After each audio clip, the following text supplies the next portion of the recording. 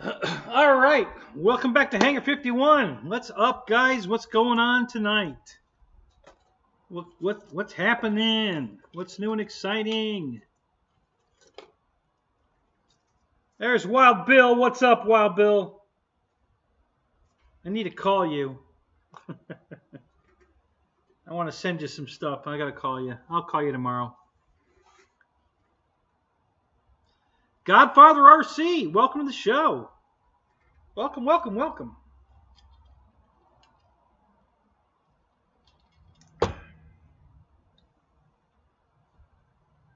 Mike Bird, what's up? How you doing?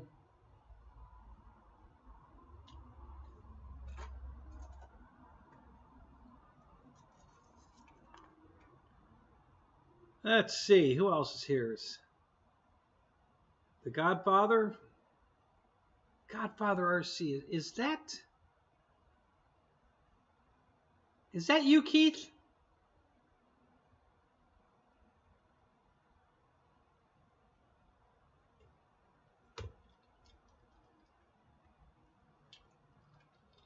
Well, welcome to the show. I don't know if you've ever been here. I don't think you've ever chatted. Maybe you've lurked, but welcome.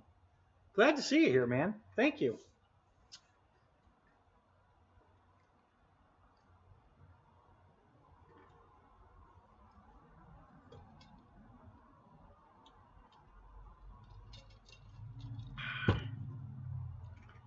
Rando Vision, what's up?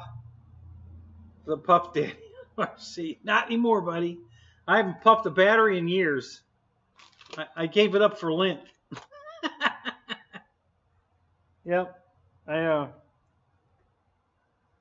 just don't push my batteries that far anymore. So far, so good. I don't know if it's the batteries I'm using now or the just that I haven't overextended them, but I really love these new the new HRB reds. I didn't have any luck at all with the blue, the black, whatever you want to call them. I puffed every one of those. And I was even good to the last bunch of them, and I still puffed them.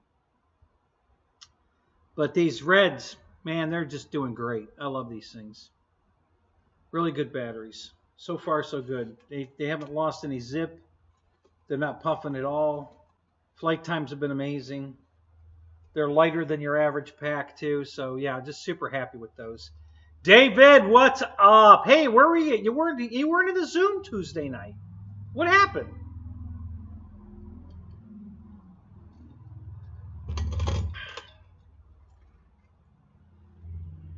Mike SSI, what's up?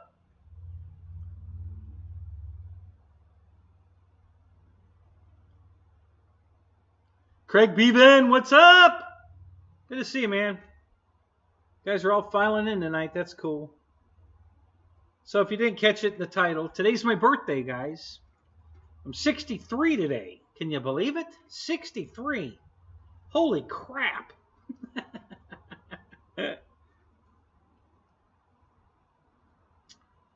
Let's see if I can't fix this.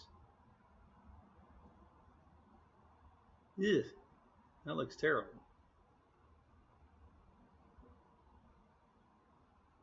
I don't know. Let me try this.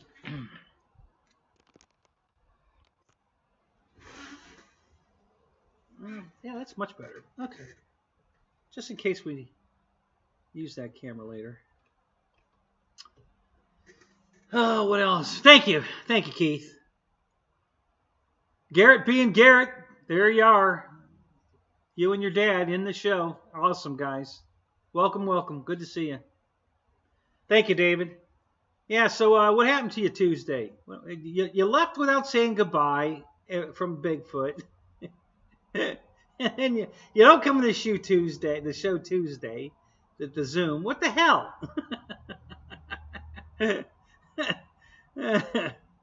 Oh, my God.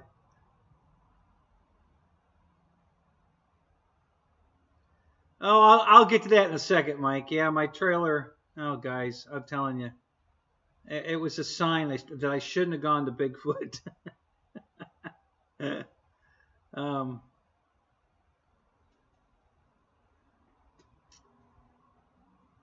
We'll let a few more people get in here, so I don't have to tell the story 5 times tonight, maybe 2 or 3.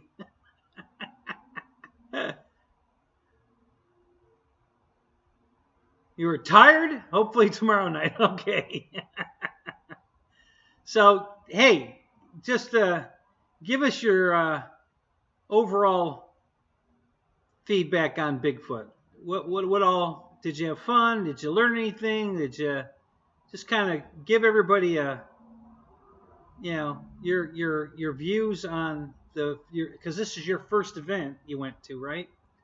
So just kind of let everybody know what it was like for you and how it went, and because I'm sure everybody wants to hear.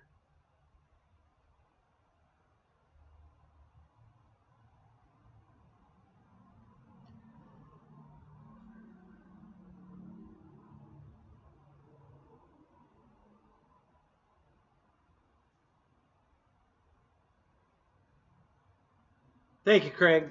Thank you, Ike. Thank you, guys. Yeah. Whopping 63. Mike's got the cakes out for me. Thank you. I can't eat any of that, though. not if I want to keep losing weight. I'm down 40 pounds. Steak and eggs. That's all. I'm just eating steak and eggs. And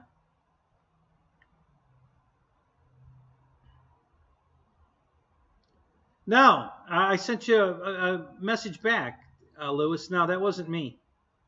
That wasn't my flight. I don't know who that was, but that wasn't me.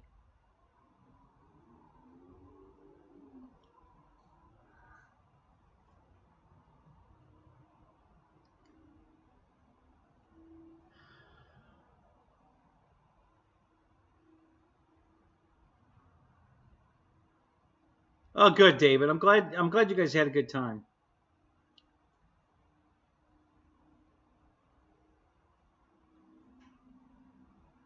Yeah, I don't like Miami 262. Yeah, I hated that plane. I wanted to get rid of it. Now we're going to see if I can Gorilla Glue it back together. There, so we're going to test. We're going to see how good my skills are. Since you can't buy any parts for an HSD plane, I'm going to attempt to fix it. So, okay, so we're caught up. There's 17 in here. I think I've said hi to everybody that's in here that I saw. So if I didn't say hi to you, raise your hand. Pay it forward. What's up, Brad? Good to see you, man. So, all right, so what happened to my truck and trailer? Okay, this is a great story. I've had the truck for, I don't know, 6 months now or so, and I've never had a problem with it. So I get all loaded up to go to Bigfoot. I pull out of my driveway, and I don't go 100 feet down the road. And the tailgate falls open. It's never done that before. I have no idea why it did it. Because it won't. There's a little bit of tension on it when you push it up. So if it doesn't latch, it just falls back down. So I know it was closed, but it fell open. I have no idea why. So I didn't know what had happened. I thought I ran something over, because when a tailgate falls, there's a hell of a jolt to the truck. So I thought I ran something over. So I was like, oh crap. So I didn't go, like I said, 100 feet down the road. There's a side street so I pulled in there and I turned around. Well, when I turned around with the gate open, the gate hit the trailer, put a big dent in the trailer, messed up the hinge on the left side of the gate, and there's a spoiler on the top of my gate, and it messed up the corner of the spoiler where it hit the trailer. So when I felt the crunch as I turned, I stopped and it's 2 o'clock in the morning, I think, is when I was leaving here. So I go back to look and I see the damage and I'm like, oh God, my brand new truck.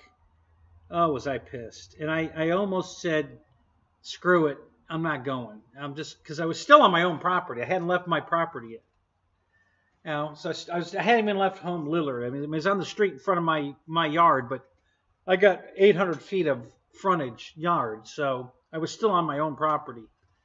And I was like, yeah, I know. If it wasn't for a bad luck, I'd have no luck at all. There's no doubt about it, Mike. So I try to close the gate, and it only latches on the left side. It won't latch on the right side. So I'm sitting there for a few minutes debating, do I go, do I not go, do I go, do I not go? So I said, screw it, I'll go. So I left. The gate stayed closed all the way there. I didn't have any issues getting there with the gate or anything.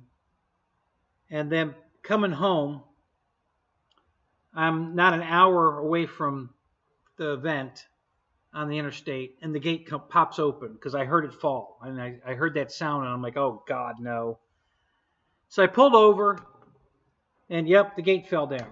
And then, of course, it fell right on the handle for the crank for the trailer. Not in the middle of the steel part, thank God, but it hit the spoiler, the fiberglass spoiler on the top.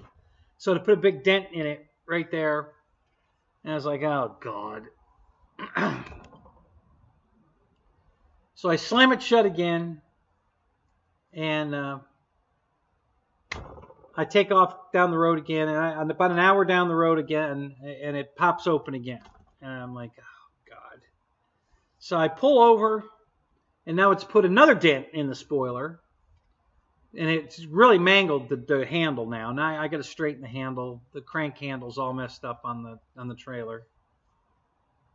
So I slam it closed again. Well, it closed all the way this time. Both latches latched, and now I can lock it. When you lock the door, the gate locks. It wouldn't lock with only one latch locked, but now it's closing. Both latches are catching.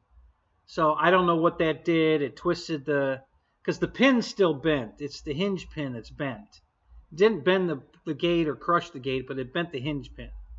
So I got to bend that pin back.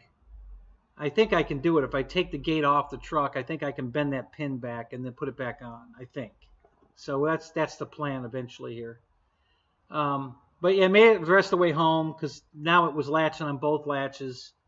And I made it home with minimal damage to the gate. I mean, it doesn't look that bad at all because you really can't see the damage. And most pickup truck tailgates are all messed up anyway, so it just kind of has that, it's a truck and it gets used kind of look to it. So it's not bad though, but the trailer's got a big dent in it, and I gotta see if I can pull the dent out and then replace.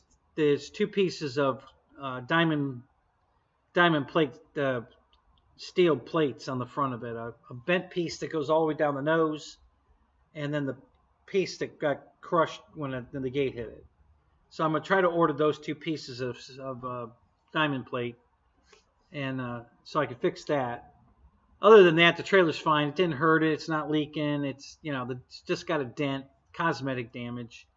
It didn't even dent it far enough to break the plywood inside. There's the thickness of the steel bars that they weld the trailer out of, and it didn't penetrate in to break the wood paneling on the inside. So it's not that horrible, but it just sucks.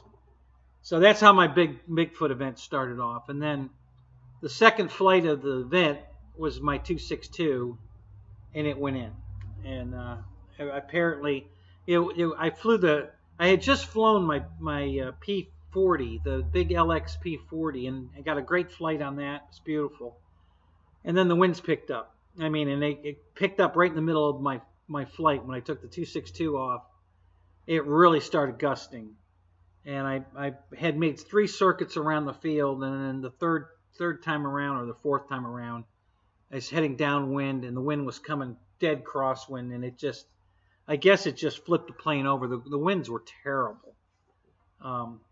Especially that was Thursday. I think it was Friday. The winds were really bad. I mean, really, really bad.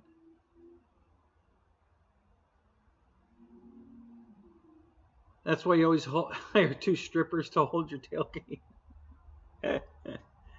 Yeah. So anyway, So the 262 damage is, the fuselage is destroyed, but I'm going to try to fix it. The wings are almost perfect. The one wing is perfect. The other wing's got a little bit of compression in one part of it. The one nacelle is perfect. The other nacelle came apart at the seam where it glues together, so I think that'll go back together pretty decent. The fans are fine. The tail surfaces are all fine. So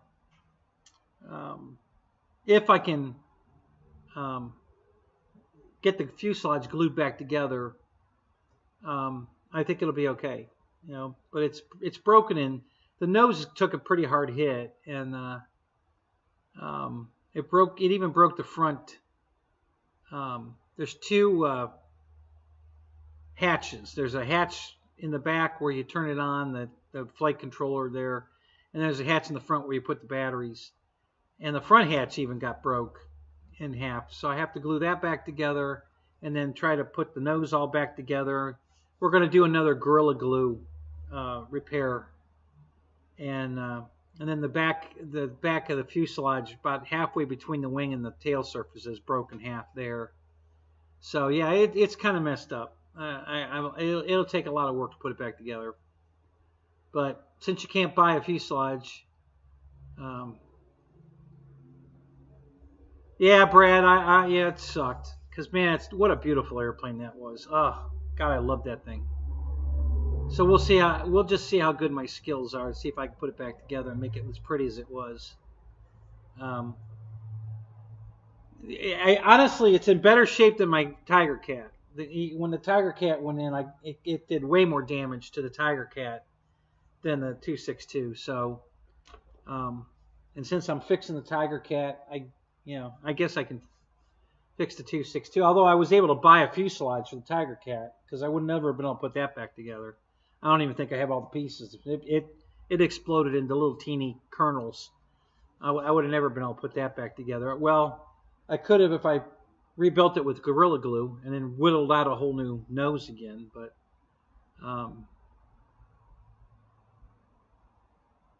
yeah, I didn't get hit in the head with electricity. Yeah, I didn't get hit by lightning, so that part was good. Yeah, no, Mike, if I play the lottery, I just owe them money. Yeah, I ain't gonna win anything. So, yeah, it's about time I had some good luck for sure. Yeah, I would like that. So,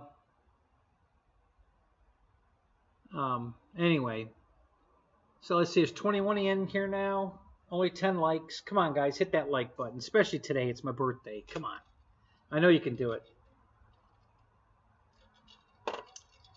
So on Jeff in Lower Alabama's recommendation, I bought this very cute T-33. This is the Arrows 50 millimeter. It'll fly on 3 or 4S. It flies really good. Fun to fly. Hey, there's Jeff in Lower Alabama right there. I did not get a chance to fly it on 4S yet. I didn't think I had a 4S battery that would go in it there, but I did. I only have one pack that size, a 1300 4S, and I had it with me. I didn't think I did, and I found it, so I was gonna fly it. I charged it up and everything, but circumstances just didn't allow it. I didn't get to fly it on the 4S. So, Lewis, I got to go down to Imperial on Saturday, and then I'm coming back up to Bose on Sunday. So just to let you guys know, if you want to go to Imperial on Saturday, I'm going down there, and then I'm going to be back. I'm probably going to spend the night at Bose Saturday night, so I'm there for Sunday. So if you guys want to join me, that's my itinerary for the weekend. So.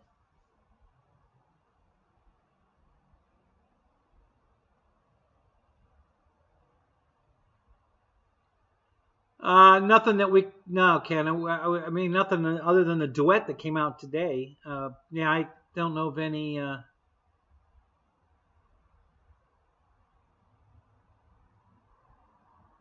T-33 have a green stripe on the fuse. No, No, it's a yellow stripe, but what is why? Because it was invisible.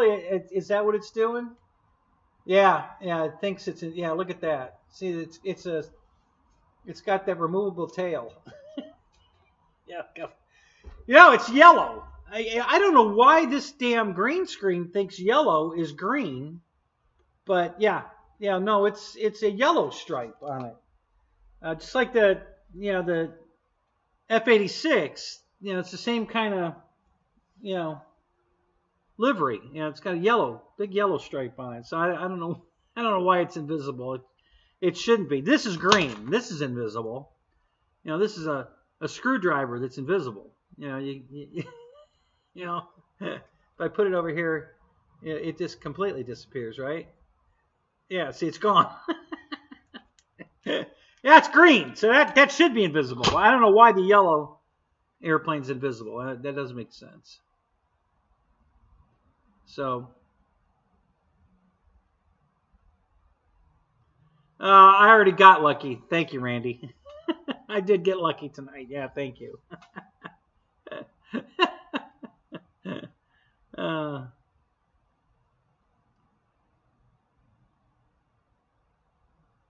It has a green tint. Really? I don't think it has a green tint to it, but okay. There's green on the cells here, I think, out here, but that probably isn't invisible. The right here is green. Yeah, but see, you can see that green. It's a real dark green. But yeah, this inside of the cell here, or the fuel tank, wing tank, is green, dark green, and that's not invisible. So, but yellow is. I don't know. Weird.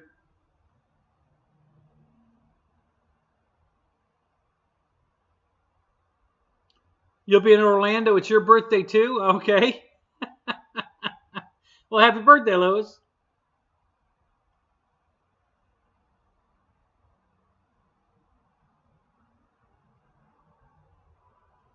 Yeah, I was going to get to that. Thank you, Jeff. Yeah. So here's another great story you're going to love about the Bigfoot event. Yeah, Mike, I agree. The 50 millimeter stuff from Arrows is pretty good, pretty nice. I haven't bought any other ones yet, but I might. But I really like the T-33. It flies really good. It looks good in the air. Real nice. I had a nice time flying that. I think I got 3 flights on it. All 33, all 3 cell. Then I didn't get a 4 cell flight on it. I will this weekend though, is weather permitting. So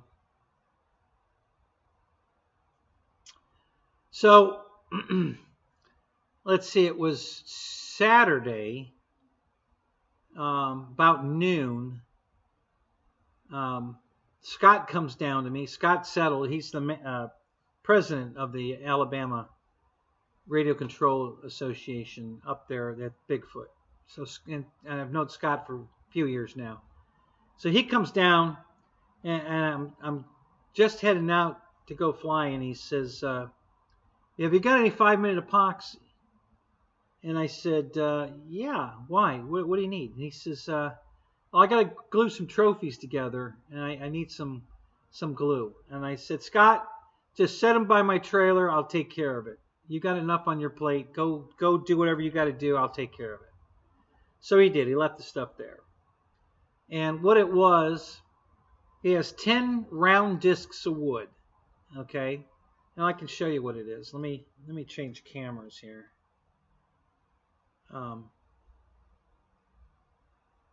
Maybe this will come in clearer. Usually, if I wear a white shirt, it usually triggers this to come in better. So he brings me 10 of these round pieces of wood. Okay. And there's a sticker that goes on it, and it's a gray-black round sticker that's exactly a replica of the emblem that's in the middle of their runway. It says Birmingham Radio Control Society or Association, and it's half round this way, half round this way, and he's trying to, he printed them up himself, and he was trying to emulate the runway. So he wants that sticker on here, and then he wants me to glue this statue of Bigfoot onto that. So he leaves me the stickers, and he leaves me the statues and the pieces of wood. Well, he had one sticker on there that, you know, was a demo what he wanted. So, okay, you want me to put these stickers on? Okay, no big deal. And then I'm going to glue the Bigfoot statue in the middle of it. Okay, so simple enough. So, and then, but I have to cut them. He printed them on a sticky back paper, and I have to cut them out. So I spent about 30 minutes cutting out 10 of these circles, and then I go to put them on, and they're too big. They're way too big. They're bigger than the one that's on there already. He had 3 of them that size, and that was too big. You know, it was hanging over the edge. The edges are going to curl up. You know, within probably 6 months, the edges will all be rolling up, and it look like horrible, like trophy-wise. So after I cut them all out, I realized that these are even bigger than those, which I don't understand why he made them bigger, and it's not going to work. So I called him on the phone. I said, dude, these are not going to work. Well, he says, well, I'm coming to see you right now. And I walked out my tent headed his way, and there he is. He's coming. He's 100 feet from me.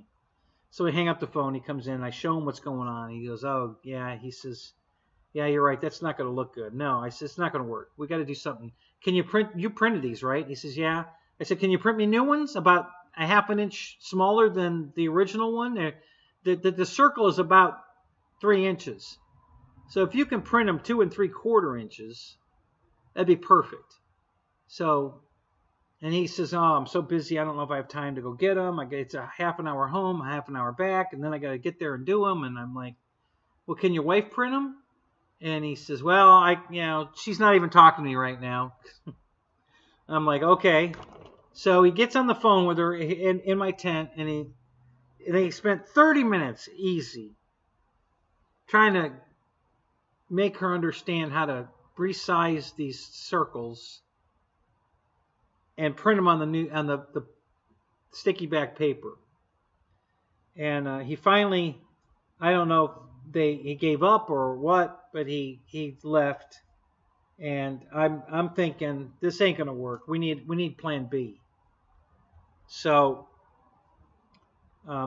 he was passing out these 2 stickers for Bigfoot, 2 different Bigfoot stickers.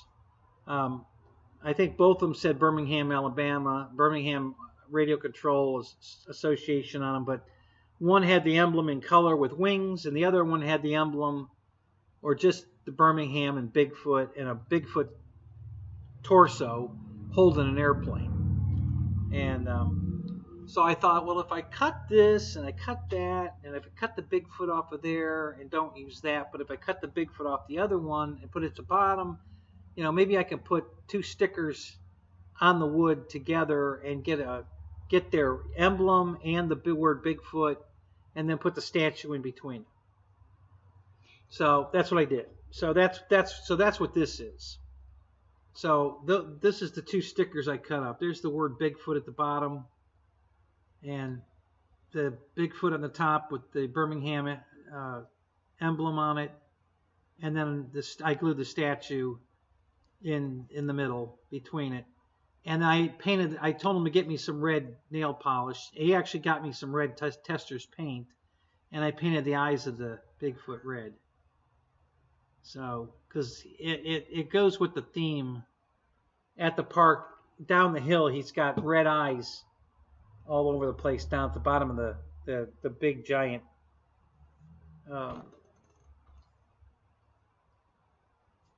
channel, whatever you want. So anyway, so I painted the eyes red and everything, and he said he needed 5 of them, and Big Jim was in there. He was in my tent the whole time supervising, and so I got them all made, and I took them up to the thing, and they were still yapping about either, what the hell were they doing? They were still giving away the raffle prizes.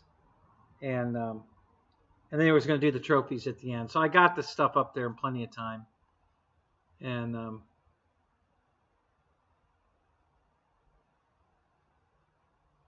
yeah, nobody works harder than Scott. He's completely turned that club around.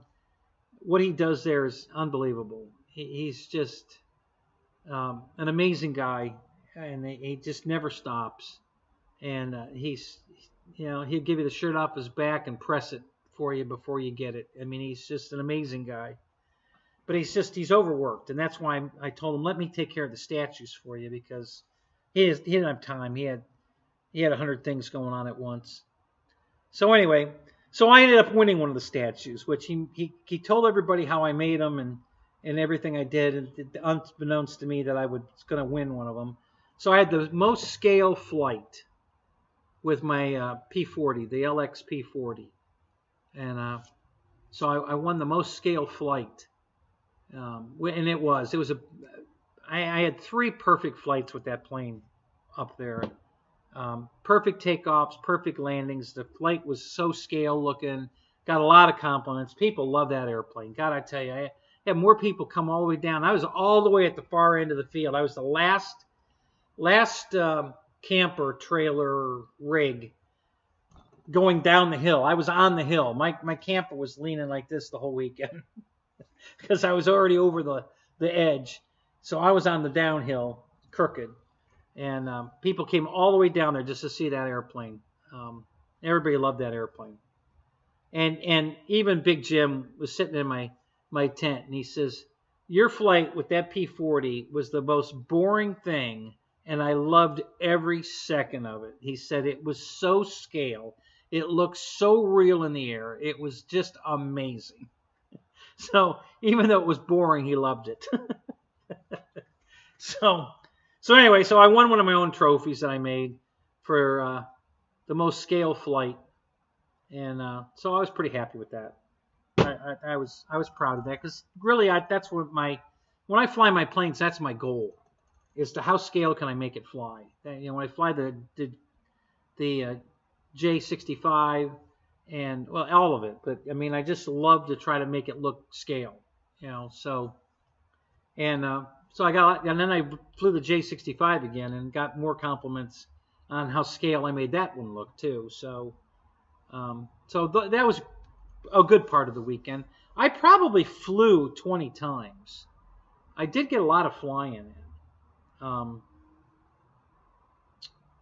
And I flew, I brought 14 airplanes with me. I brought 18 home. I'll tell you about that in a second. I flew most of the planes I took. No, that's not true either. Probably half, maybe a little more than half. I know I flew my RV-8, the QQ, the J65, the P40, my Corsair, the big 1700 Corsair. Let's see, what else? Trying to think of all the planes I had out. Oh, my Viper, my Taft Hobby Viper jet. I got that back in the air flying. I'm still having a little trouble with the nose gear. It's a bad design. The problem with that plane, the real Bigfoot has hazel eyes. Well, tell Scott that, because he's got red eyes at the bottom of the hill. So I can't help it. Yeah, I let David fly the J6. He said, I'm not flying a jet. I said, oh, yeah, you are. You'll love it. Trust me. You already flew the Mamba, and you love the way it flies. The J65 flies way better. You're going to love it. So, and he did. So yeah. And let's see. What else did I fly?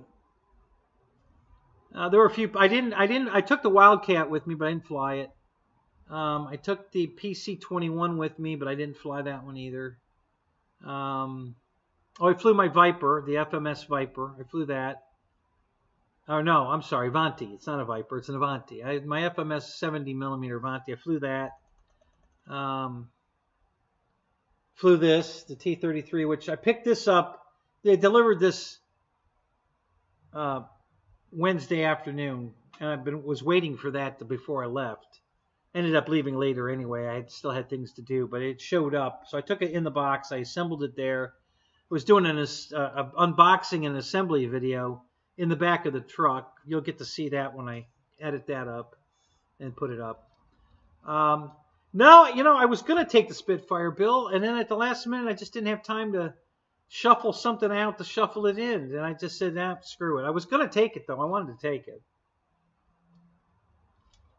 Yeah, so I didn't end up getting to take the Spitfire. I wanted to, but I was so many things going on trying to get ready.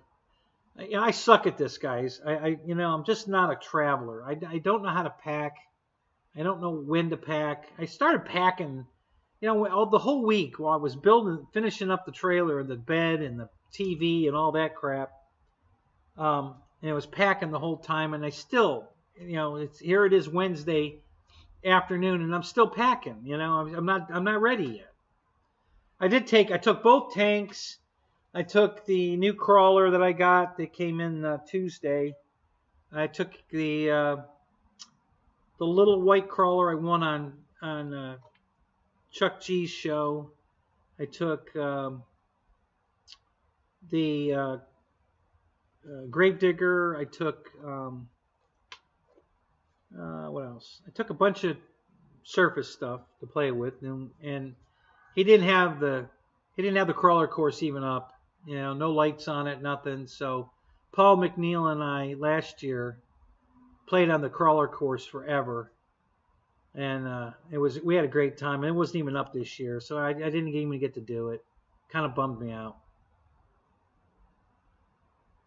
Yeah, so I was just getting to that. Thank you, Brad. Thank you. Appreciate that. So one of the things I did was put a big screen TV, well, as big as I could get in there, on a swing arm, and I pointed out the back of the trailer. I put a speaker out that I had bought years ago at Home Depot, and it worked out great. And we had a walk-in drive-in theater experience there. So you just bring your folding chair, sit down, and I had big. I think let's see. I think it was Friday night. I had. It was so cold there, guys. Nobody wanted to even be out. It was, it was going in the 42 degrees, 39 degrees every night. So, Friday night I was running Cars, the movie Cars. I had that playing, and then I think Saturday night I had Top Gun Maverick playing. So David yourself came down and sat next to me halfway through the movie and watched the rest of the movie with me, and then Brad come over, and after Bobby crashed a plane that he was trying to light on fire. They were taping fireworks to airplanes, guys. It was crazy. Big mortar rounds and shit. They were, just all kinds of nutty stuff. They were just being crazy like always. So, yeah, Randy, this is the 50mm T33. Yep. So anyway, the TV was really cool. It worked out good. I was really happy with that. Hopefully, we'll get a chance to use it more often. Guys were all the way down at the runway, standing in the middle of the circle, the logo that's in the middle of the 500-foot runway. And you could see the TV and hear it from there. That speaker I put up was... So, yeah, it was pretty cool. I asked a bunch of guys, why don't you come down and join the movie? Oh, we were watching it from here. We could see it just fine. Okay, cool. There's Big Jim.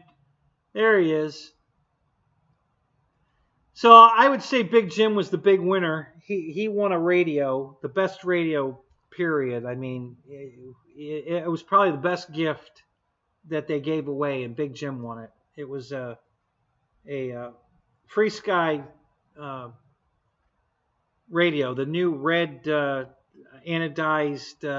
They don't call that one the Tyrannus, do they, Jim? What do they call that one? It's not the. What was that other one they had that came out afterwards? The Hope. the Hocus or Hovis. I forget. No, it wasn't a Spectrum radio.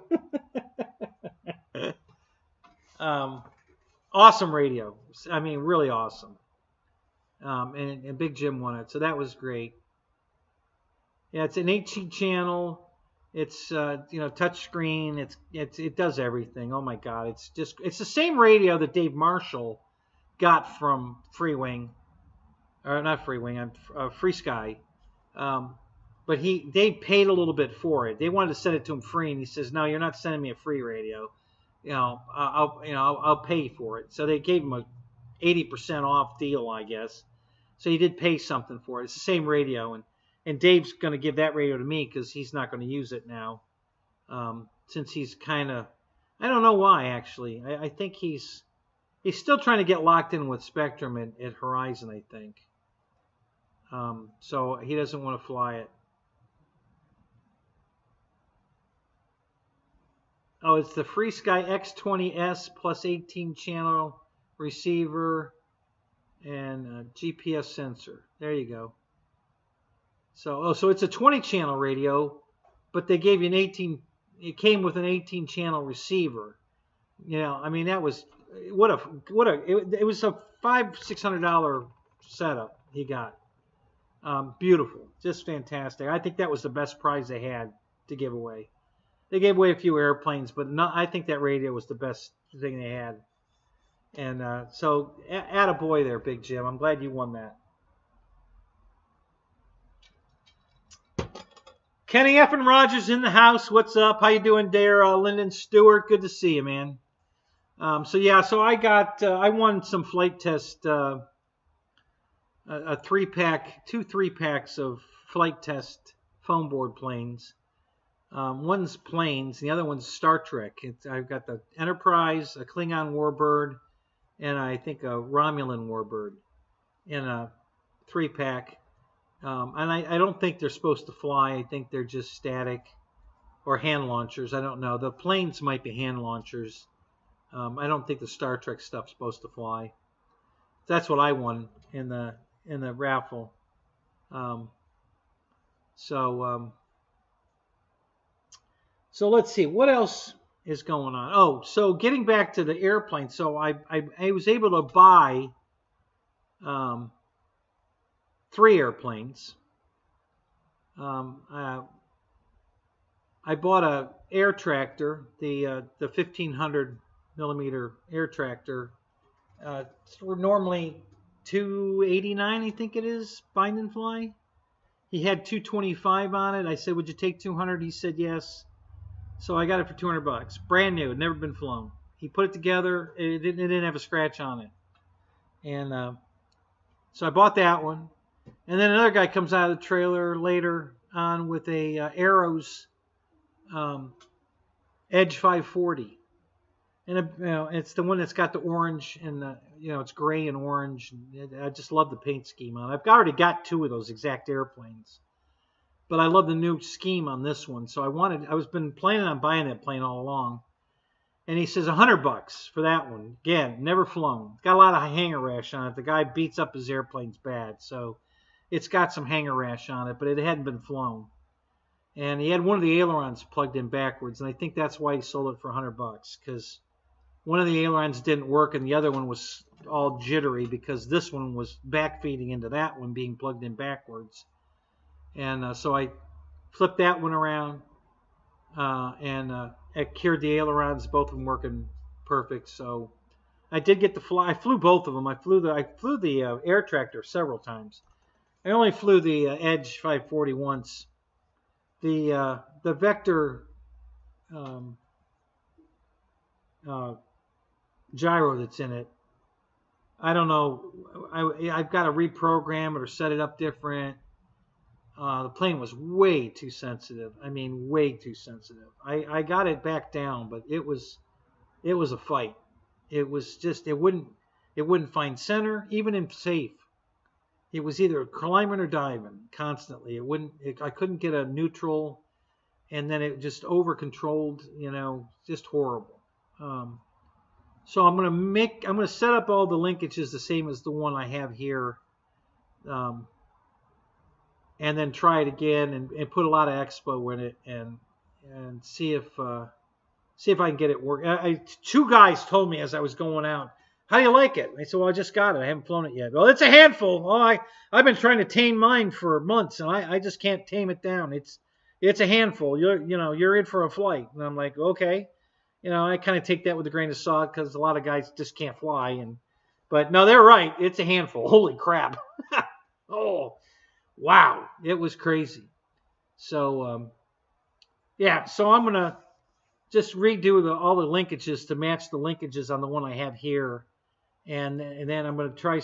I had 45% expo in the 3 surfaces, aileron, elevator, and rudder. And after I get the control horns with the throws that the other one I have matching, then I'm going to adjust the expo, and then if that doesn't cure it, I'll have to redo the vector, reprogram it, because it's just out of control. I'm surprised. I don't know if the sails are good on that airplane or not. The plane's beautiful. Love the plane, but yeah, the vector it's not doing what it needs to do. Even in safe, it's still a handful. So,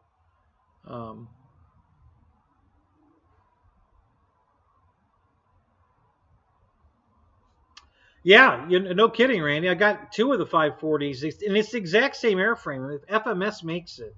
It's the exact same airframe with just a different paint scheme on it. And I wanted this one because I like that paint scheme. I like what they did. The other 2 I have are the Red Bull scheme. And if they fly amazing. And Fred, what's up? How you doing, man? Michael Bear, what's up? Good to see you. So yeah, you're right, Randy. They do fly amazing, but not the Edge the way it comes. Boy, now I didn't put it together, so maybe this guy was jacking around with the control surfaces and changed them from the way they came from the factory. I don't know what he did. I don't know. Maybe reprogram the vector. I don't know. So I'll figure it out, and I'm not going to give up on it. I'm sure I'll get it figured out, but it was definitely a handful. No, Wild Bill, we haven't talked about the duet yet. Do we have to? Okay, so the duet. We'll talk about that. Oh, wait a minute. Let me finish my story about my plane. So I bought those 2 planes, and then I bought. Greg Rowland had a little clipped wing Cub, and I thought it was the foam clipped wing Cub that Horizon sells, and I've always wanted that plane. And Greg had one brand new in the box for $150, so I thought that was a good deal, so I bought it. Well, turned out it wasn't. It wasn't that one. It's a very old kit from E-Flite. It's a balsa plane with the covering that's semi-see-through. Not really, but you can definitely see where there's holes in the wood. And I mean, when I don't mean you can see the impression. You can literally see through the covering to see the hole, but it's barely noticeable. I mean, it's almost where it covers it, but you can see through it. It's a very interesting covering on it. So it's a real cute little plane. It's about the size of my Micro Tundra, but it's an ARF, and so I'll put it together and fly it. It's cute. It's not what I thought it was, but that's okay. I'm all right with it.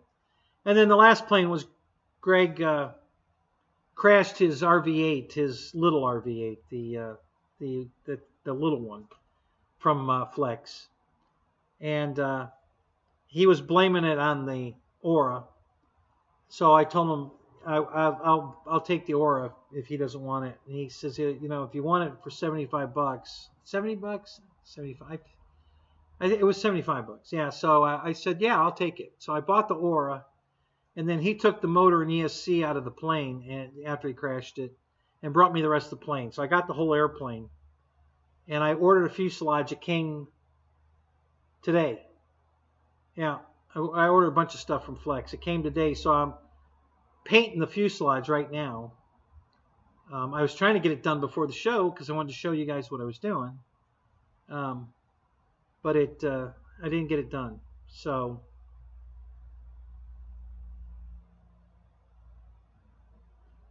Yeah, here we go, another war. Yeah, I know, Craig. Well, at least it's not our war. At least not yet.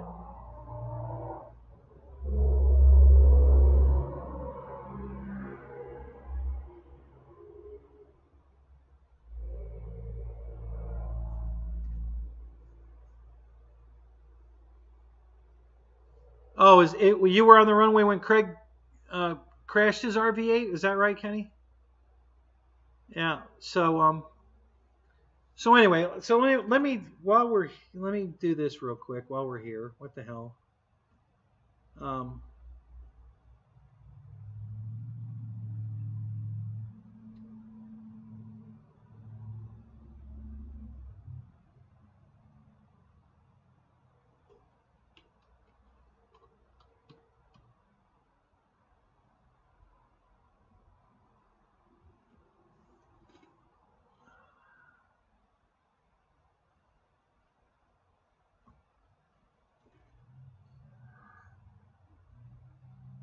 so all I bought was the fuselage and the nose cowl and a propeller.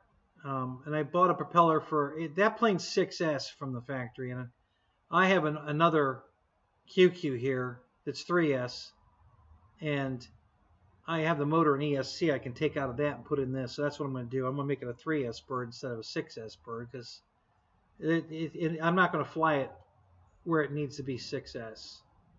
So, and I'm not buying dedicated batteries for a 6S bird. You know, the 1300 size 6S pack. The only plane I'll ever be able to fly with that 6S battery is that one plane.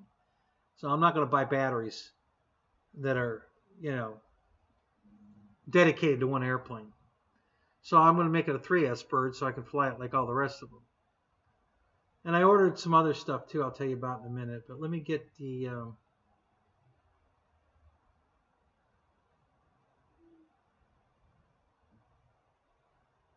I want to show you what the paint scheme looks like, and then I'm going to go get it and show you what mine's going to look like. So here's... I'm going to put this picture up here. Let me find a good one here.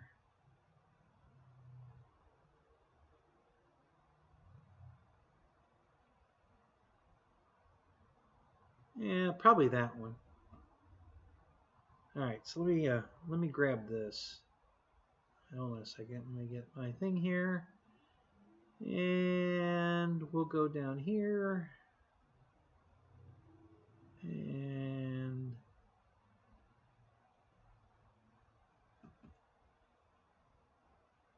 we'll grab that picture.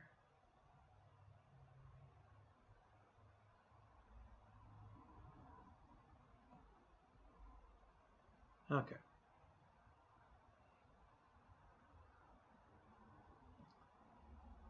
All right, so let me bring this over. Okay, so that's what the plane looks like stock. It's mostly white. It's got too much white. But this is the orange version. So you can see there's a little bit of orange on the wings and on the side of the fuselage in the back and on the tail feathers a little bit. There's a little bit of orange on it. Okay, so that's what it looks like. Now let me go get mine and I'll show you what I'm doing. It's still all taped up because I'm still putting coats of paint on it, but you'll get the gist of it.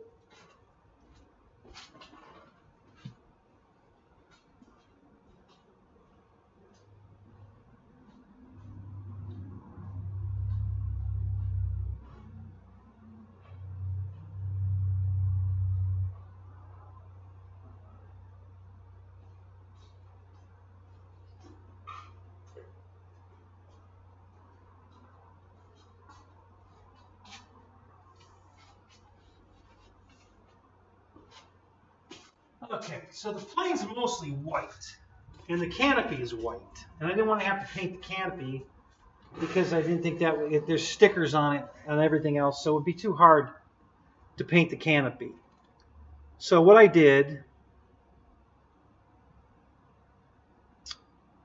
and oh, that's going to work out perfect. Okay, so I used green tape to tape it off, so you're going to be able to see exactly where the orange is because it's almost perfect just the way it is. It's not exact, but close enough. the rest of the plane's invisible. So you're going to get to see what it looks like. So here it is. All right. So I did the bottom, I did most of it's the top front here in front of the, well, that's actually coming out invisible anyway, but, so the canopy stops here, right here. So everything forward here is orange. Okay, and there's a tiny little white band there because the canopy and the nose part of that is all white, and I didn't want to paint that, so I did the orange here, which it doesn't look orange here, but it's orange all across here, and then I swooped it down and swooped it up from the bottom here, just in front of the landing gear, and then I had it tapered down to a point, right to there. And then I started for the point here and tapered out, going all the way to the back on both sides. So that's what it's going to be a white airplane with that much orange on the fuselage. Okay. Same thing. There's the orange lines there at the bottom there. There we go. And so I got a few more coats of paint. It's not that the orange is going on really thin, but that's what I'm doing so that when I put the wings on it, otherwise I would have had to buy the decal sheet. They want way too much for the decal sheet. So I'm just painting it to mimic similar what they had, but with a lot more orange on it than they had. And that'll be my RV8. It'll be orange and white with this kind of yeah, it's all green screen. So the green, otherwise, listen, it's really worked out better because everywhere it's invisible, it's green tape. And it would be very hard to distinguish the orange from the green tape. It's working much better to be invisible than it would have been looking at the green tape. The green tape makes it look confusing, but that makes it look easier to see the pattern anyway. So no, it's orange. I painted it orange. It's not the tape's green, so I use green tape, so that's why it's invisible. I wasn't thinking that when I brought it over here, but that actually worked out better. So yeah, so that's the scheme I came up with, just to put some orange on the fuselage without buying a decal sheet for $20-$30, whatever it is. And the only decal I needed was the one that goes on the side of the fuselage. The wings and the tail feathers all have, all their stickers are still on them, and they're all perfect. So I didn't need to replace any of that. So this has been the only thing I was replacing, would be the stickers that go on the fuselage. So instead I painted it. So I got a few more coats to put on it because it's not orange enough. I want the orange darker than this. So I got to do a little more paint in here, but we're getting there. So the whole bottom's orange in the front there, and the landing gear is just beyond the tape. Or actually just behind the orange is where this void is taped up, but the landing gear bolts right here. And that's what goes there. So anyway, so that's what I'm working on. I was trying to get it done for the show, and I didn't make it. Sorry. Just too many things going on at the same time, and just ran out of time. Roach Coach, what's up?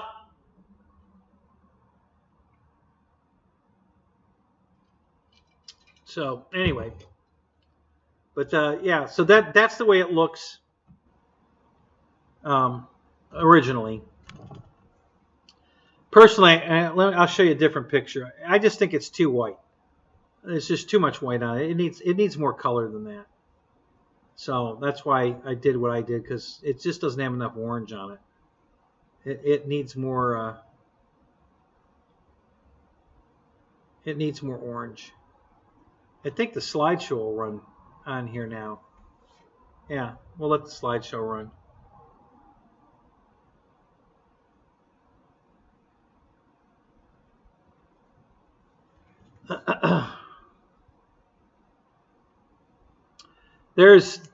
That's exactly my big one next to the little one.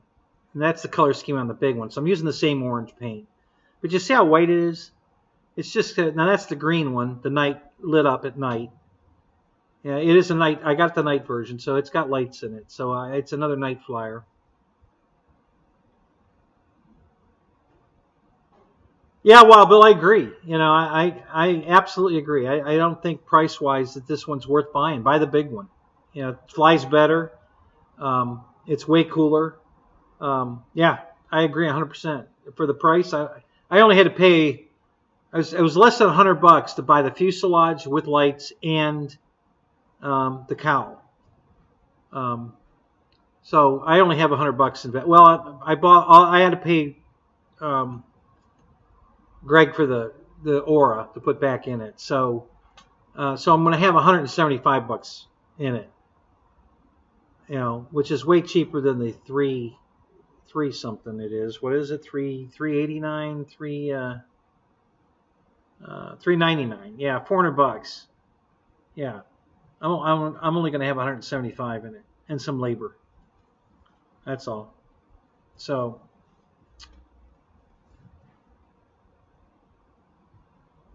yeah, I know, Michael. I got to get your address. Actually, text it to me later. I'm going to send it out probably Monday, maybe tomorrow, depending what goes on tomorrow. I'm either going to send it out tomorrow or Monday.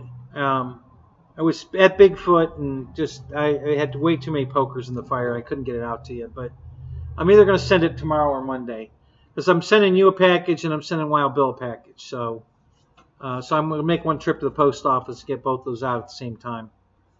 So yeah, just text me your address so I make sure I have it, and yeah, I'll get that out to you. You'll have it this week. Well, next week. Yeah, you'll have it next week. I'll let you know when I ship it too. Um, do you want it U.S. mail or do you want it FedEx or UPS? Which one does the best job for you?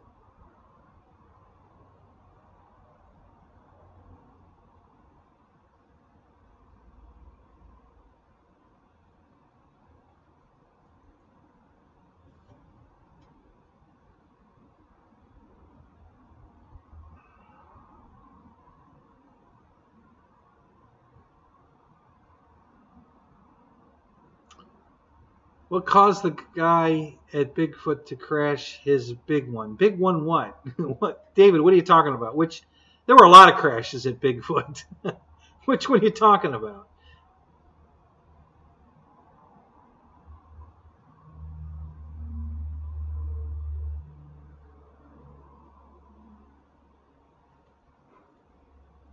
Yeah, no, Michael, it's this is the Flex Innovation RV8, the little one. And that one picture where it's parked next to the big one, I have the orange big one. That's um, there was a picture just went by of it with next to the Mamba, and I have the Mamba also.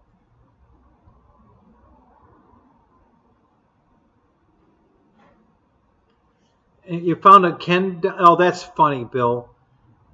Debbie found a mermaid today in the parking lot. She brought it home to me. She says, "I got you a woman for your birthday." And she hands me this mermaid. I'm like, oh God, you're the best.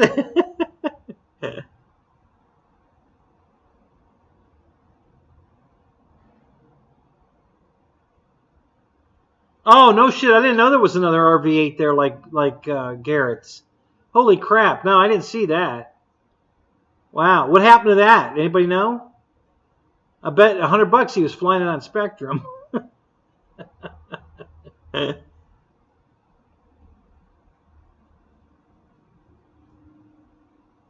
Yeah, obviously it wasn't there for long, huh? Was it the same scheme as Garrett's, that new red one?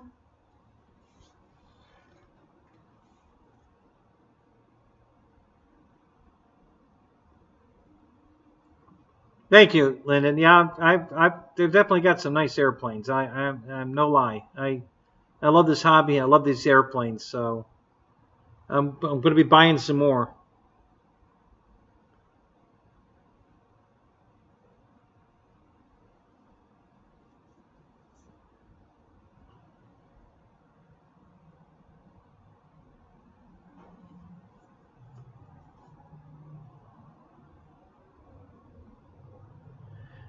Paul, the Aura is not a receiver.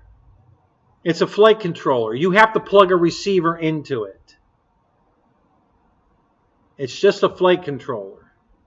A very good one. But it's not a receiver. You have to plug a receiver into it.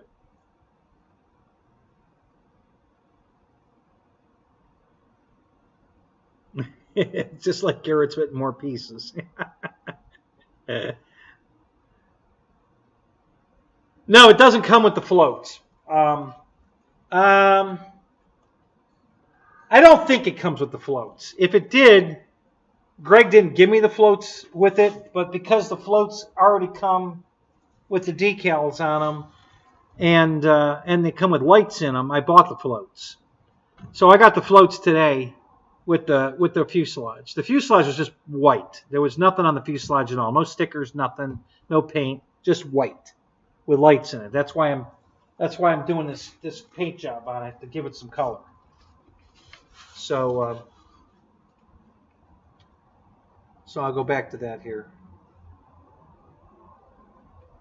So yeah, so this is this white fuselage. Of course, it's white on the bottom and white on the top there where there's no tape. But I've got green. I used the purple tape to tape off the actual lines so that they wouldn't bleed, and then I covered up the rest of it with the green tape to so it wouldn't get overspray. And so this is what the scheme looks like. And then the nose cone goes here, the cowl, and I painted that all orange as well. So, and if you guys stick around long enough, maybe I'll get a couple more coats of paint on this thing, and then I'll put the plane together. I don't know if we'll have time for that. What time is it? It's already coming on 10:30.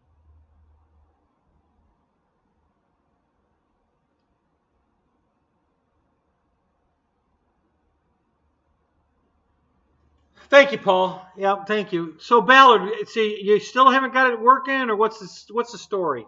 What's going on? What receiver were you plugging into it? I'm assuming a Spectrum receiver. Does the Duet come with floats? That's a good question. I don't think so. For what is it, $79? But who knows? Maybe. Okay, I got the text. I heard my phone go off, Michael. So good. I'll get that out to you. It's just had too much going on, getting the Bigfoot and then coming back, and I was dead for 2 days. I had to stop 4 times coming home to sleep. I just couldn't stay awake.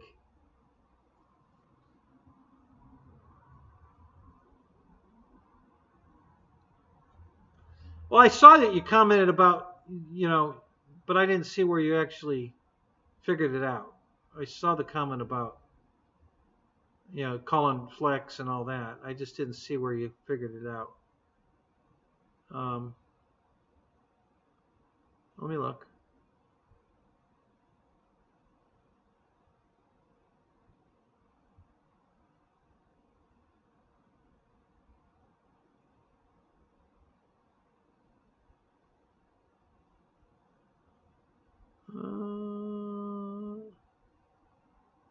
Where the hell is it?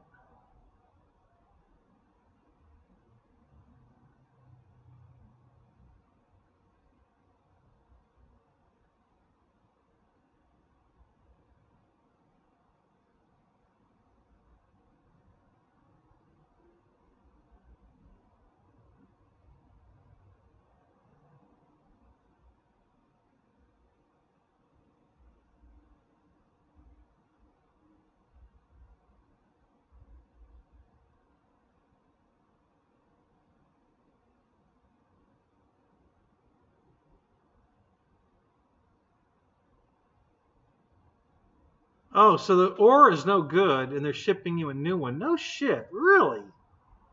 God, I've never heard of that one before.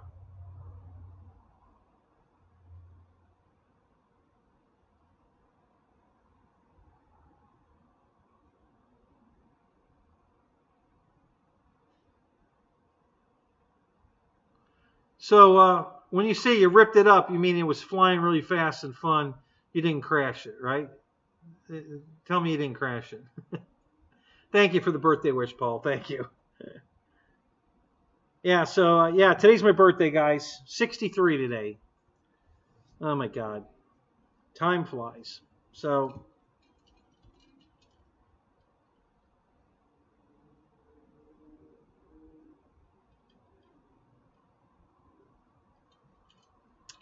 well, same reason you, Paul. You say you like to drive at night because there's nothing on the road, and that was exactly my feelings. I thought I was in good shape. I didn't think I was that tired. I didn't feel tired until I started driving, and then I was getting pretty bad. So yeah, so I ended up sleeping 4 different times for about an hour each time, and got home safely, no issues. But it was a total of 16 hours because I spent 4 hours sleeping. So, but I made it. I got home about 6:30 Monday, I think, and you know, it was all good. You know,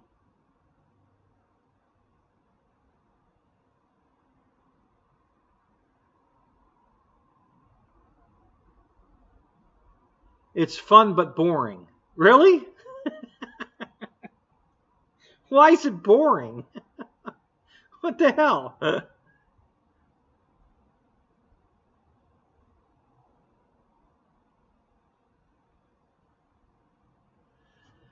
Yeah, Paul, I know. Well, like I said, I thought I was in good shape, and I didn't have any gas for the generators. I couldn't run the heat. I was going to have to go get gas anyway. You know, so it's just a whole array of circumstances that just said.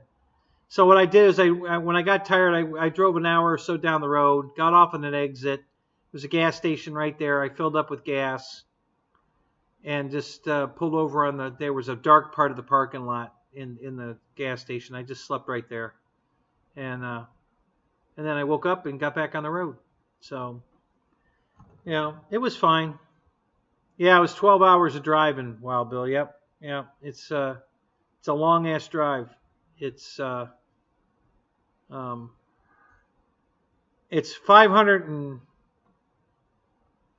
I forget 500 about 530 miles if you take the short way, but it's slower because the speed limits are slower. Or if you take the interstate the whole way, it's 600 and I think 613 miles or something, but it's only 6 minutes slower. Well, it would have been slower for me anyway because that's figuring 70 mile an hour on the interstate, and I can't go 70 miles an hour. So um, the trailer starts wagging really bad, anything over about 60, 65.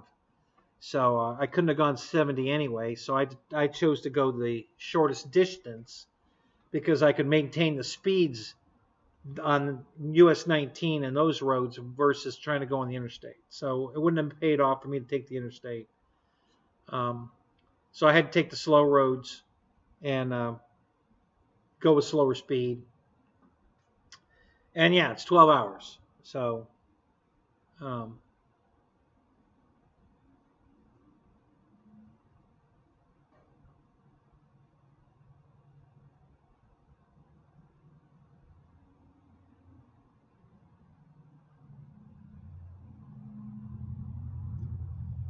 yeah, Roach. Now all the weight's in front of the trailer.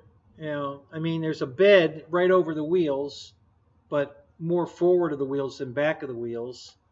And then all the airplanes and the heater, the RC tanks, the cars, all my the heater unit, the um, uh, let's see what else. Yeah, I mean there was a shitload of stuff on the front of the trailer. The only thing in the back of the trailer was the two generators, and yeah, that's it. And they're um, inches behind the rear wheel. You know, not feet, but inches. I mean, they're right behind the rear of the wheel. So yeah, they're very unlikely that the trailer was tail heavy.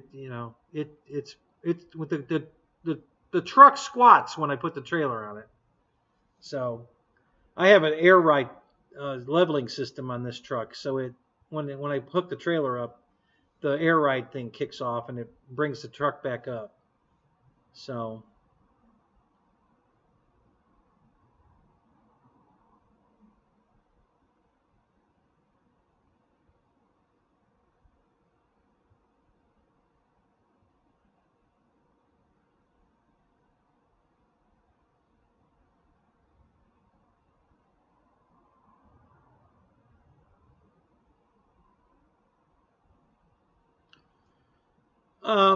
yeah, I mean normally, but the deal is that guys, it's the PVC rack.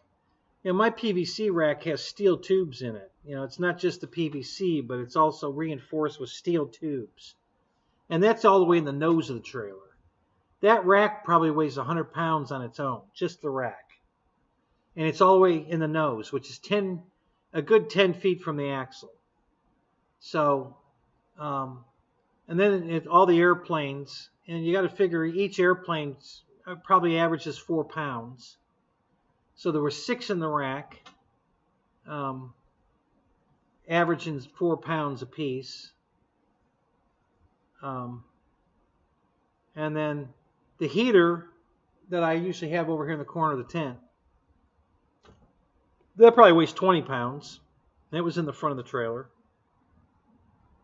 Hell, the tanks, both tanks are 15 pounds each. And they were in the very nose.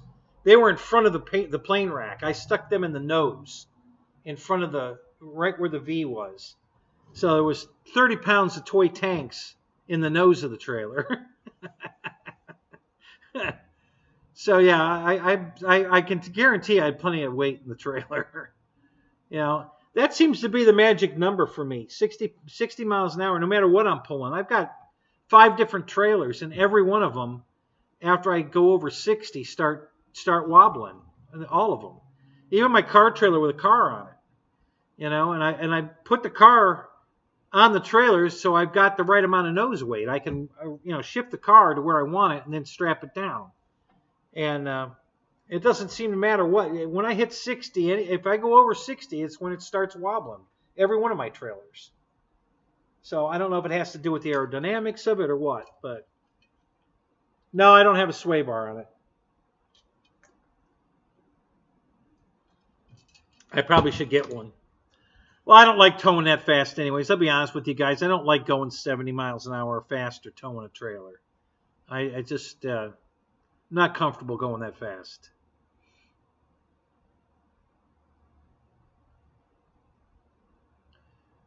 Yeah, Kenny, I tell you, it'll change your RC life for sure. You can't imagine how nice it is to not have to take airplanes apart. I took 14 planes with me and brought 18 home. I only had to take apart 2 of them coming home.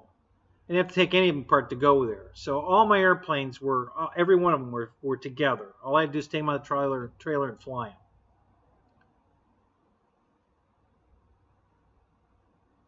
And everything's in the trailer ready to go. You just open the door and take out your radio and your airplane and battery and go fly. Yeah, Paul, it's a little different. Yeah, I know. You can go 70 hauling 80,000 pounds, but that's a big semi, and it's designed to do that. Yeah, it's a little bit different.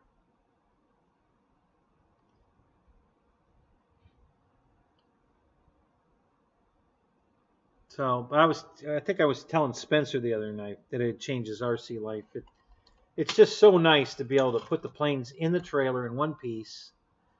No matter how, everything I have, even my 2-meter LXP40 is on the ceiling upside down all together. Didn't have to take the wing off. And I put if I don't bring the 40, and I have the T28. It's on the ceiling upside down altogether. But right now I can leave the P40 on the ceiling and put the T28 on the bed altogether. So yeah, I'm, and I could put 9 more airplanes. 6 in the rack, 1 standing on its nose in the very nose of the V, and then 3 more on the bed, 2 under the bed. Yeah, so I can haul a shitload of big airplanes. These are all pretty big. The Takana is 71, I think a 71-inch wingspan. That's under the bed. The J65 is 69.9 inches, and that's under the bed. I had a 1700 Corsair in the plane rack. The rack will hold up to a 1700. I can't go bigger than 1700 in the rack, but I purposely made sure it would hold a 1700. I was thinking ahead. I wanted to be able to put my Mustang or the Corsair or any of the other 1700 birds I have in that rack. So anything bigger than that's going to have to go under the bed or on the bed.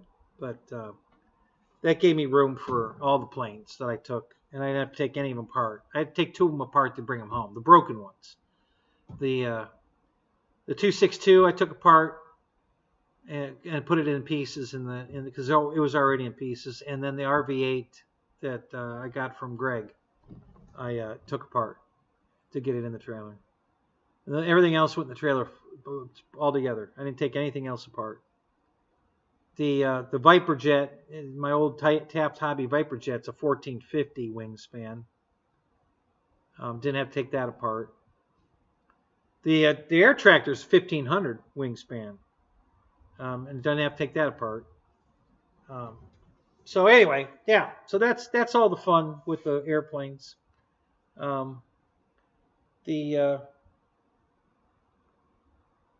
This guy was riding shotgun with me. I put him in the front seat because this was actually, I take that back. I took 15 airplanes with me. I wasn't counting this one because this one was still in the box, so I didn't count that. But coming home, I just had it standing up like this on the front seat, the passenger seat, and it sat there perfect. So that came home in the front seat, and I did a little shuffling around to get a better. Some of the bigger airplanes I moved into the rack, like the Edge 540. I put that in the rack and took a plane that was in the rack and put it on the bed. So the Air Tractor I put in the rack, took a plane out of the rack, put it on the bed. Trying to think if there was another. I swapped out a couple of planes. I know those 2 for sure. I think that's pretty much it. Yeah, it's definitely messy, Fred. I haven't been out here at all since I got back from Bigfoot. I haven't been out in the garage one bit. I've been in the house sleeping and working on stuff in there, and I was late coming to the show even. And this is the first time I've been out in the garage. So, well, this part of the garage, the table. I haven't touched the table. I was painting an airplane today. This one, the RV8, and I didn't get it done. I was trying to get it done, but I didn't get it done. So, and I was steaming out. Oh, that's another thing. I steamed out all the damage on my big RV8 because it's the same color orange. So I'm going to touch up the orange paint on it the same time I'm painting this. So tomorrow I'll finish painting this and then touch up the paint on the big RV8. So I'm going to get both RV8s working tomorrow.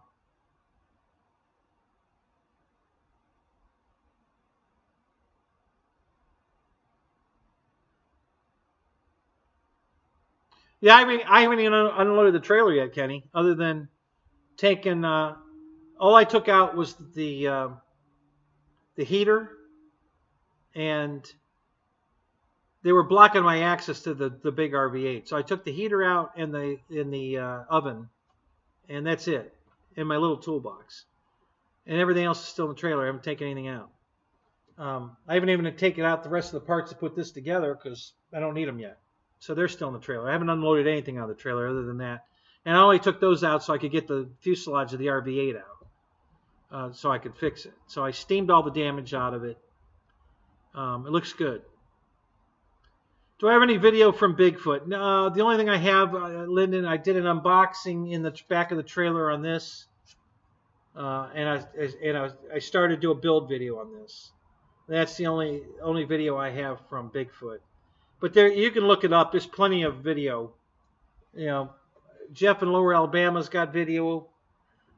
I think Kenny Rogers has some video. Just look up Bigfoot 2023. There'll be all kinds of video up on YouTube. I didn't bring there's the cards right there. I forgot to bring the card for the good camera. And the other camera would have worked for some short videos, but I would have had to be constantly recharging it because I only have one battery for it. The good camera had 4 batteries. So I could have been charging batteries while I was using batteries, but I forgot the card. The card's right there in the computer. So that was one of the things I forgot to take. So I really wasn't able to shoot good video. But there's plenty of video out there, Lyndon. Just do a search for Bigfoot 2023, and you'll get a lot of good video. There's a lot of good stuff out there. Bigfoot was in Birmingham, Alabama. Actually, I guess technically it's just north of Birmingham, Alabama. Morris County or Morris City, something like that. Yeah, it's just north of Birmingham.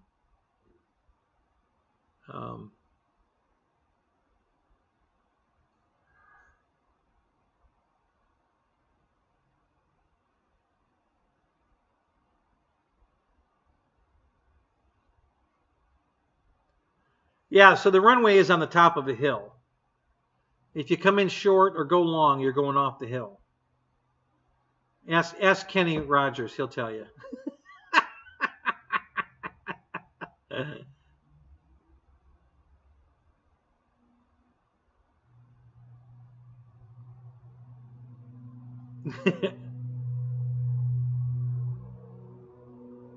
Yeah, I watched your F4 Phantom video. Yep, I watched it. That was cool. I like the color scheme on yours. You know, most of everybody bought the Morris, Alabama. Yeah, that's what it's called. Most people buy the camouflage one, and I don't know. I like your color scheme better. I have the E-Flite version of it. It's almost the same as your color scheme. And I love that airplane. God, the E-Flite F4 flies fantastic. I love that plane. They really need to bring that one back out. That was a great flying airplane.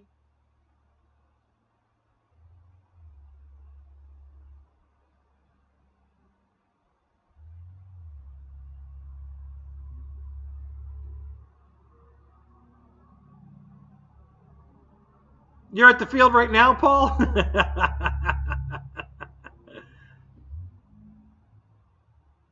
Yeah, I have mixed emotions about the camouflage one. I don't think I'd buy the camouflage one. I'd buy the one you got.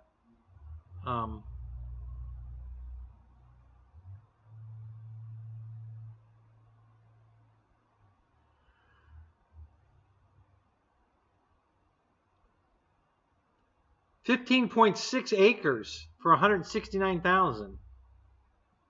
Wow, that's a better deal than Rich got.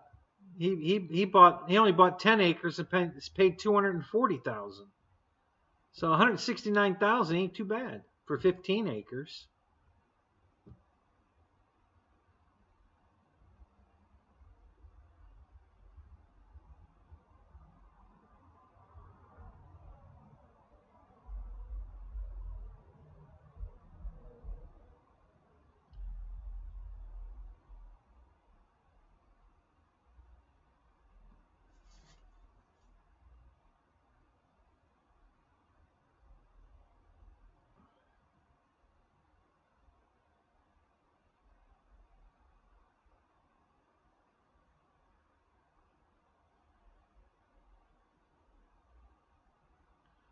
Oh, really? Where'd you have to go to get that one, Roach?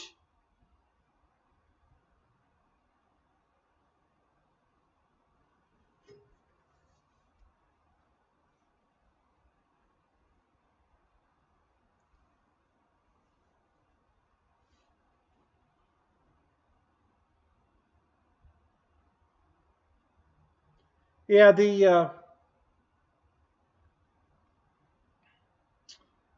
I just lost my train of thought. What the hell was I going to say?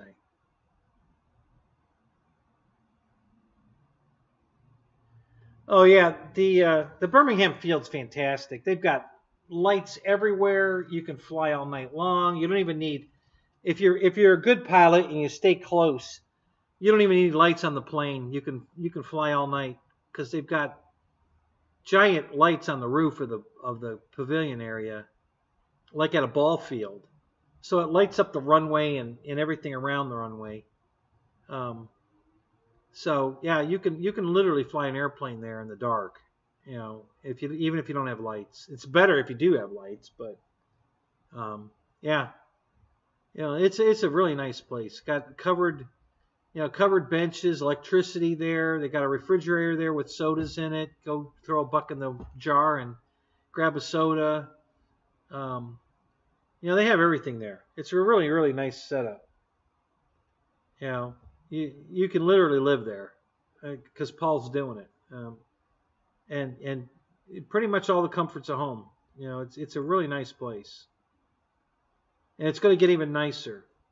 Scott was just telling me how the some state representative was there, and they're going to be allocating funds for them to improve the property even more.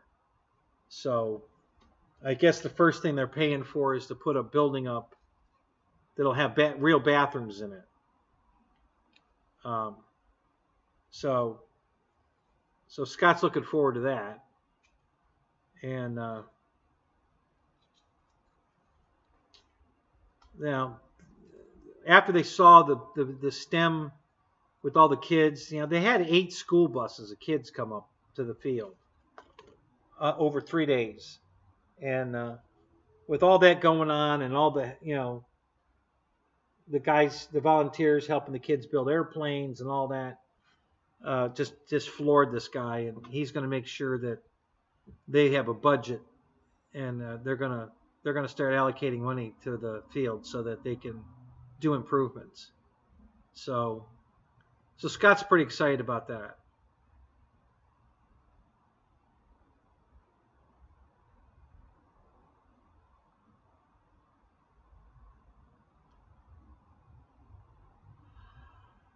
Uh, so another new thing I've been working on. This is the remember how I changed the Spitfire to not have a scoop. Well, here's the other one, and this one is going to have a scoop. But I cut the scoop off. I did the feather, the fill, the Gorilla Glue fill, and then I cut it off, and I flattened this out and rounded it all up.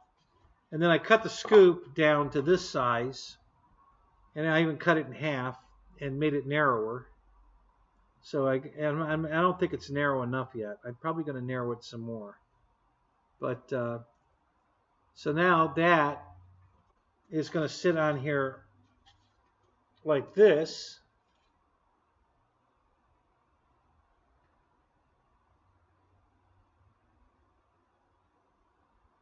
Okay. And it used to fit this way. Let's see that. Yeah, that sits right there. So the scoop used to come off of that high part of this second piece here and go out from there, and totally wrong. So now the scoop's more correct. That's how much shaving I did between cutting the scoop off and then shaving it down.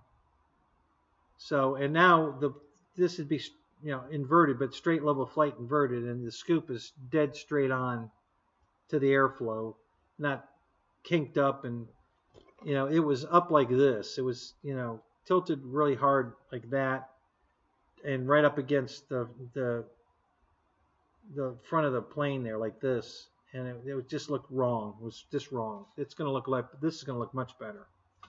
So I'm working on that a little bit. We'll get to that. Finish that up.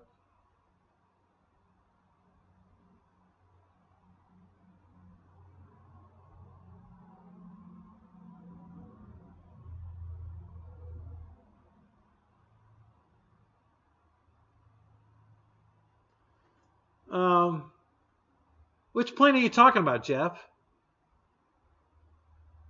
They didn't bring test the CG to bring the washers and quarters. Which plane are we talking about, Jeff? Brian Chambers, what's up? How you doing, man?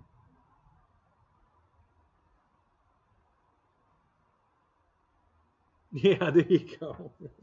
Yeah, it's and now it looks like a hood scoop to a car now. You could definitely use it for that. You know, I could put it on my little Pathfinder here. You know, yeah, yeah. It's the right scoop now.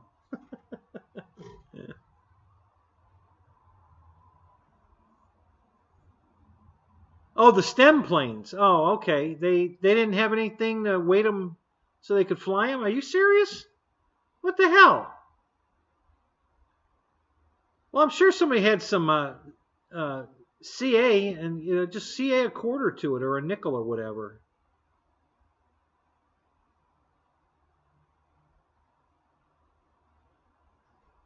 Your pro stock Bixler? No, I haven't seen your pro stock Bixler.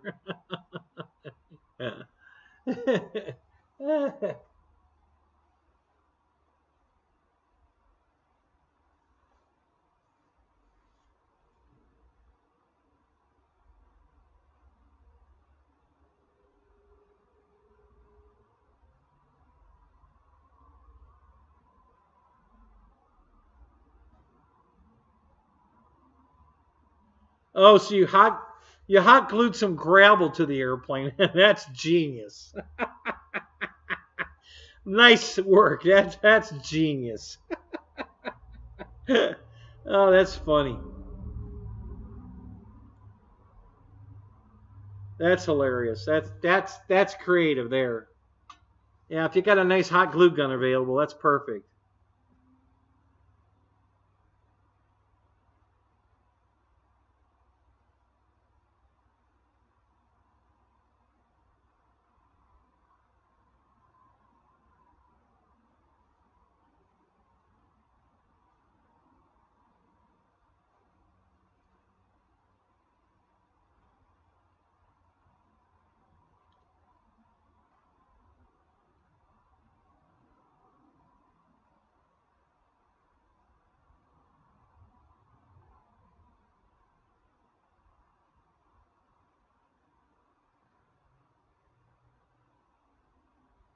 Yeah, the quarters are cheaper than washers.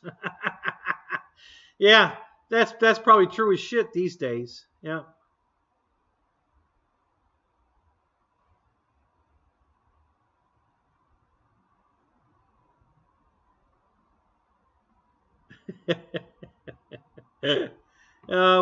We love your phone, Michael. It's hilarious.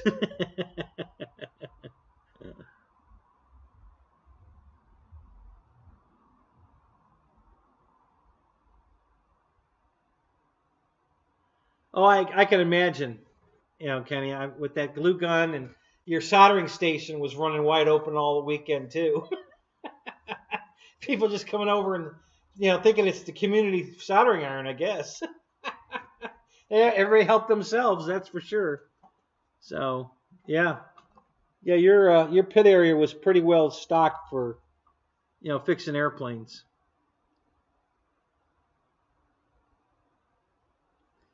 All right, Michael Bird, you have a good night. We'll see you later.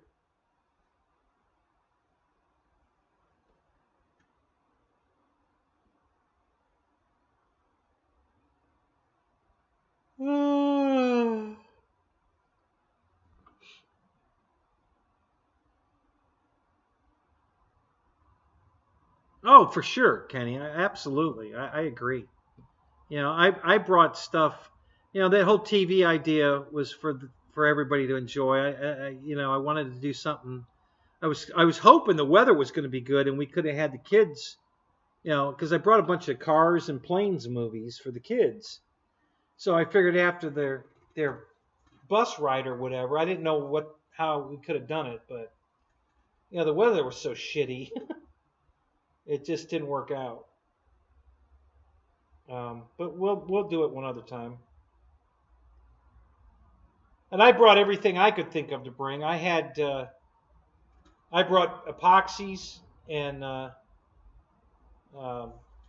screws out the ass. I had 4 different trays of every kind of screw nut you could use, small stuff. I brought all that, and I brought drills, drill bits, my impact gun.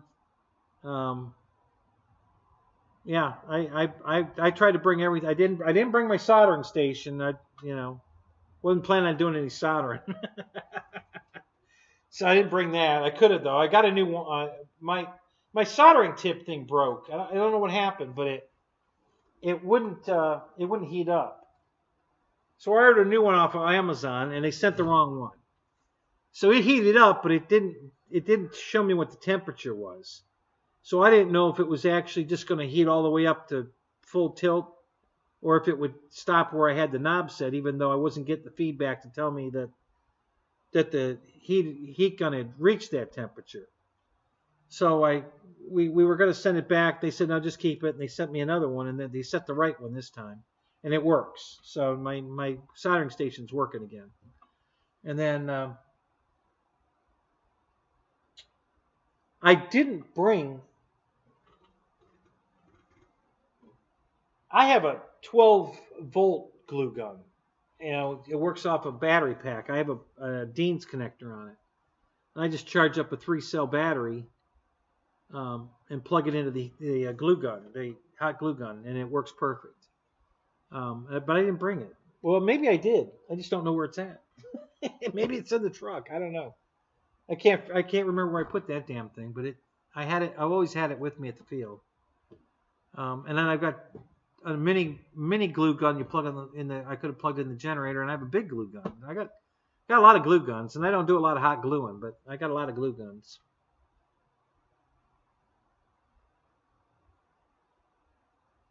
All right, Wild Bill.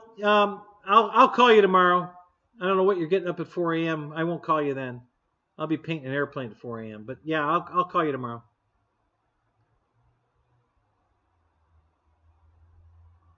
$23.23. We got 23 likes, 23 in the room. There you go.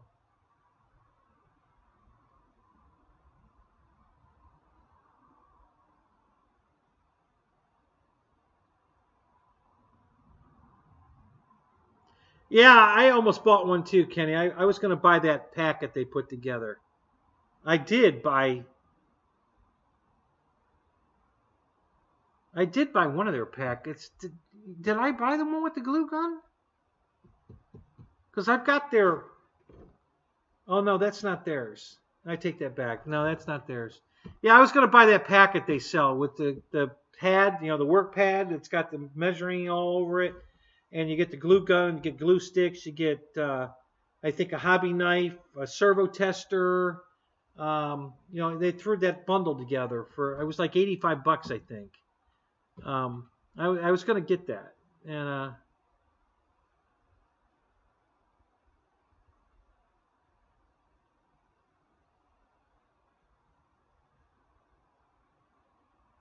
yeah, I knew you had one, Michael. Yeah. So if I get, I don't know. We'll see how I'm not really gonna work on much of these planes. I'm gonna take a break from these. I'm gonna build a flight test plane. I want to build my Corsair. I'm gonna do something really cool with it too. You guys you're gonna love it. I ain't gonna tell you what I'm gonna do to it, but when you see it, you're gonna love it. It's gonna be really cool.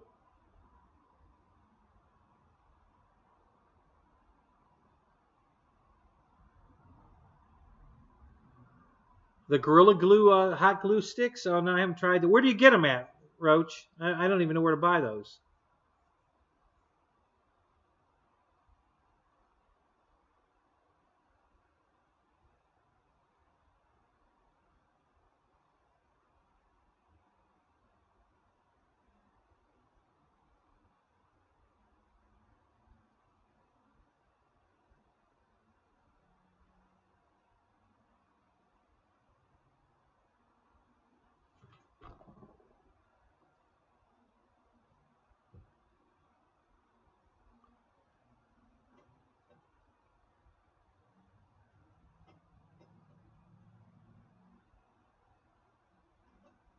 Oh, hey, Killer Planes. How you doing, Steve? How's Denise? You guys doing good? Welcome to the show. Uh, oh, Lowe's carries them. Oh, good. I'll have to check that out. Yeah, I'm gonna be doing some hot gluing and contact cementing. So yeah, we'll. I got a bunch of glue sticks, but I don't know if they're any good or not. I forget where I bought them. I think I got them at Walmart.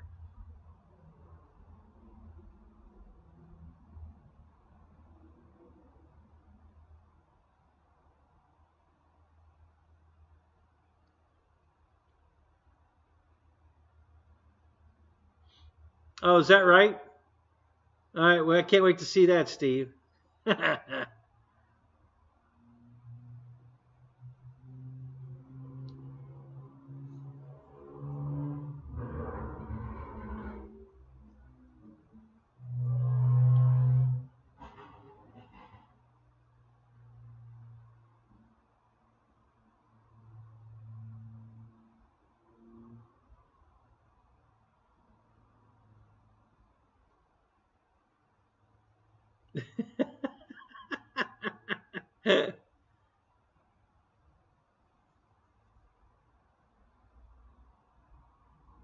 Yeah, I don't. Ever since Walmart went to the self checkout only, I don't go back there. I shop at Target now.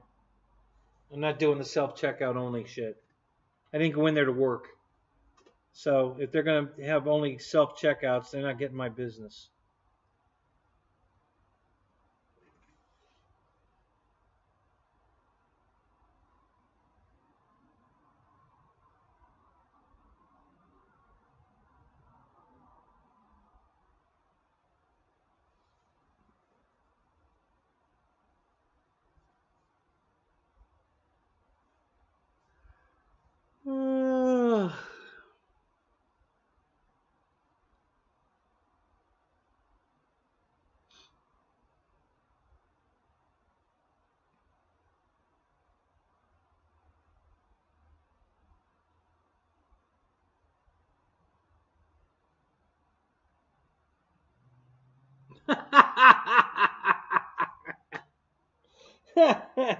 You went and sat in the employee break room, huh?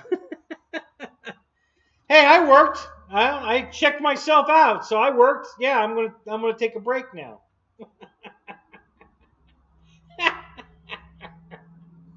I know. I mean, it's just bullshit.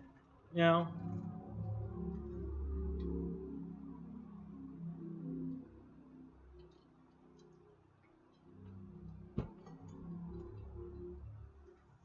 Yeah. Between the hardware store and Dollar Tree, you can build anything. Yeah.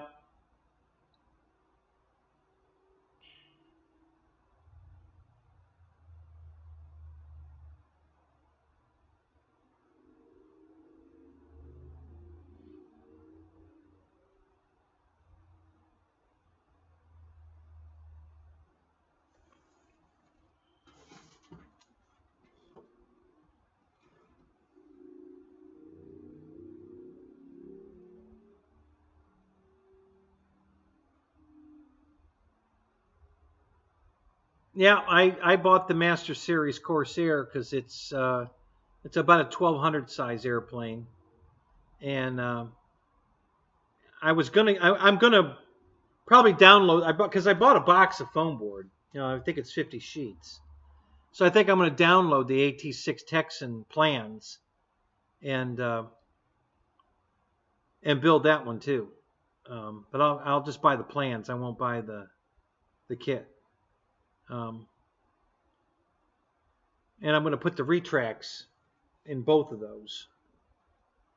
Um,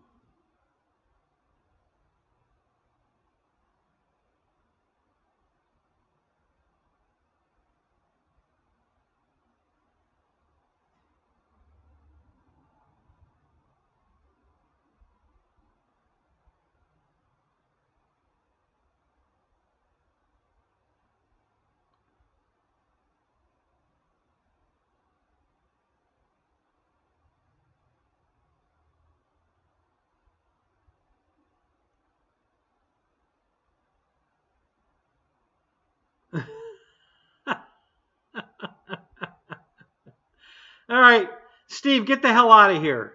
You know, you've got a beautiful woman calling you to bed. Get the hell out of here.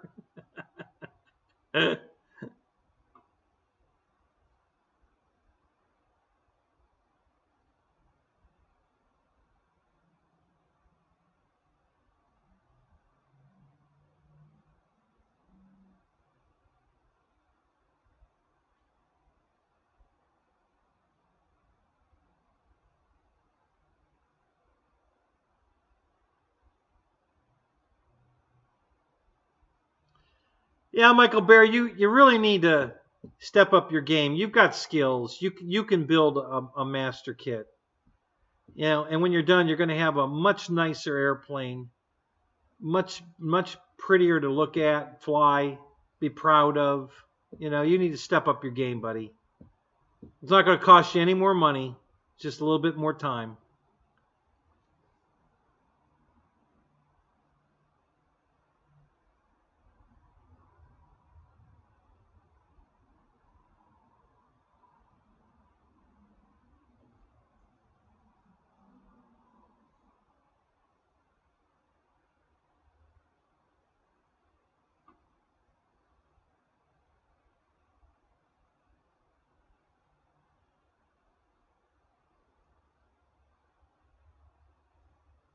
Yeah, you need to be one of them, Michael.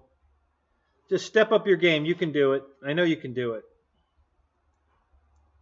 I've seen the planes you build. You've definitely got the skills to do it. So get yourself a master kit. I was going to start with the Texan, and because it's big, it's 1450. You know, it's a big airplane. Um, but after seeing that guy build that Corsair, I was like, okay, we're going to try this.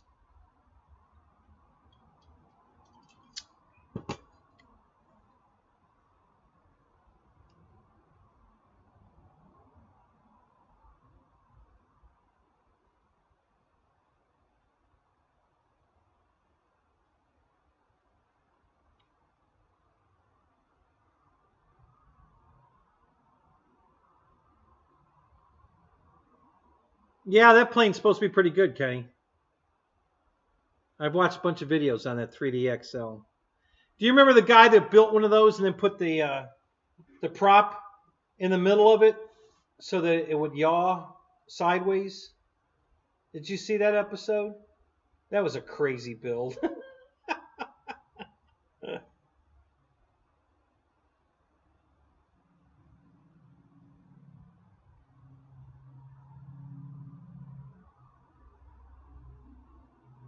Yeah, see, I don't like the boxy planes. It's not my style. I don't.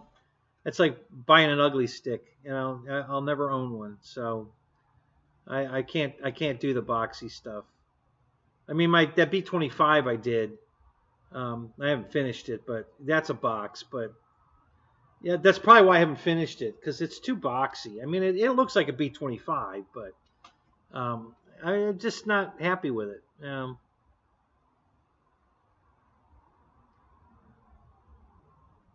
Yeah, that's what it was called, the honey badger. Yeah, wasn't that a wild thing? That was the craziest thing, man. That was cool.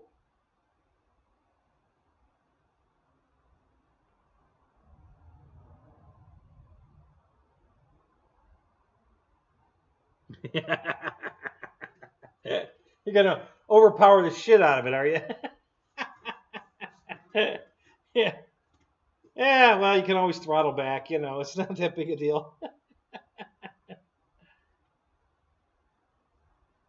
So, yeah.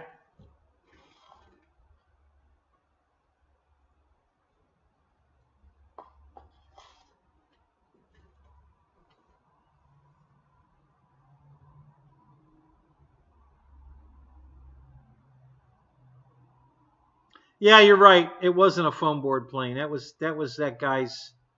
Uh, I forget what he did. Was that a kit that he modified or was that a scratch build? I don't remember. But yeah, you're right. It wasn't foam board.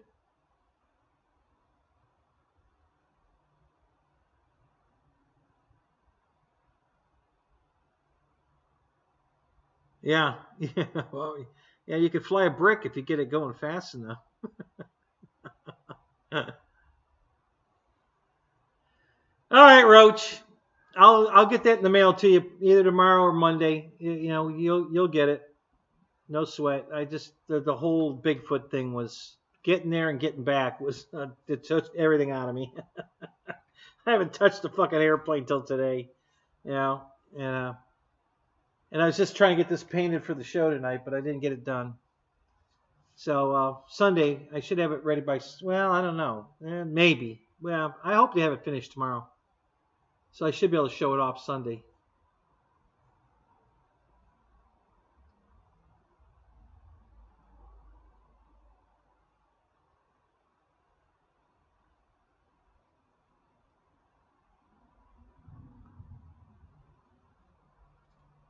Well, yes and no. I mean, the propeller was in the middle of the plane. Not it wasn't at the back like a helicopter. He had it, you know, it had tail feathers past the propeller. He had a propeller in the middle of the plane spinning around sideways, and it was a crazy setup.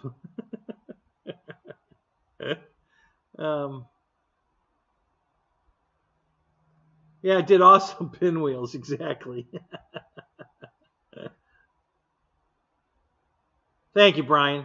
Hey, thank you, man.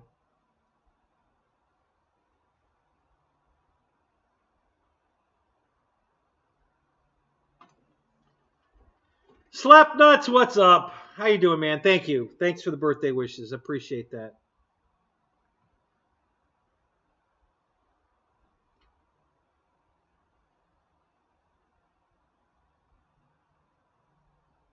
Oh my God, 3 years you can't finish a sea duck? What the hell's wrong with you? Now that plane looks pretty much right, even though it's boxy. It looks right that way. You know it doesn't need to be, you know, all roundy and you know that's a you know that just works.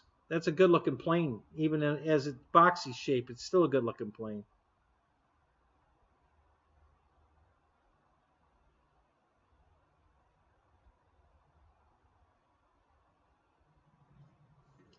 Oh, Kenny's got a secret project up his sleeve. Uh-oh.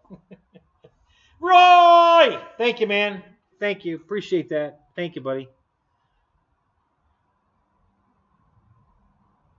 Yeah, I know the seat, and it. I mean, it's and you can fly it off water. You know, if you waterproof it, it's that's just an all around good airplane. Tim, how you doing tonight? Thank you, man. I appreciate that.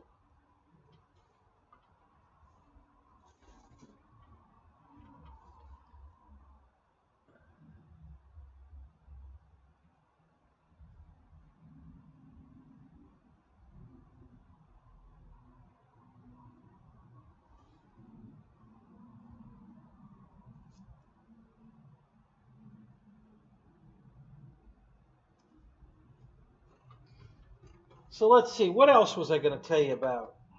Um,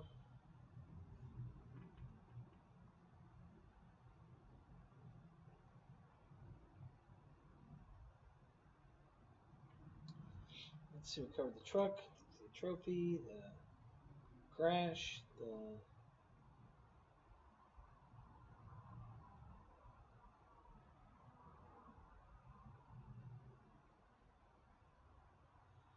Hey, do any of you guys know what? Hey, Ben, how you doing, man? Thank you, buddy. Appreciate that. So, have you given up the hobby completely, or do you want to go flying sometime? I'm uh, I'm getting ready to put your albatross together.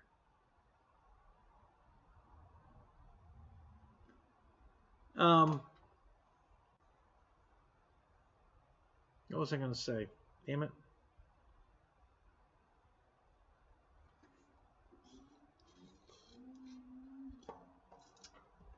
Shit! I was going to say something. I forgot. The hell?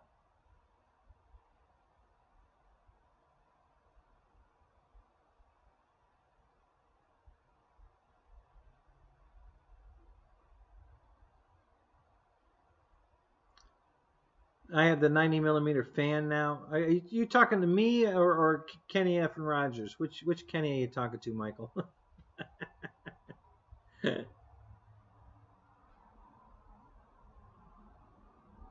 Oh, that's good. You're not done yet. If you haven't sold the stuff, then you're not done yet. We'll just give you a breather. We're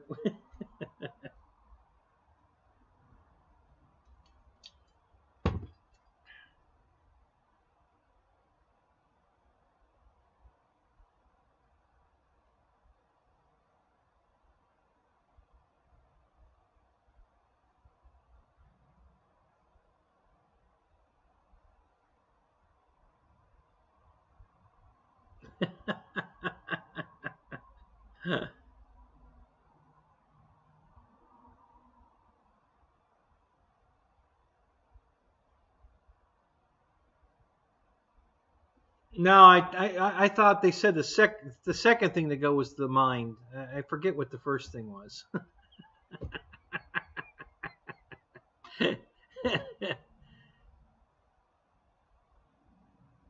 Yeah, Ben, it's still open to all. You can come out there anytime you want.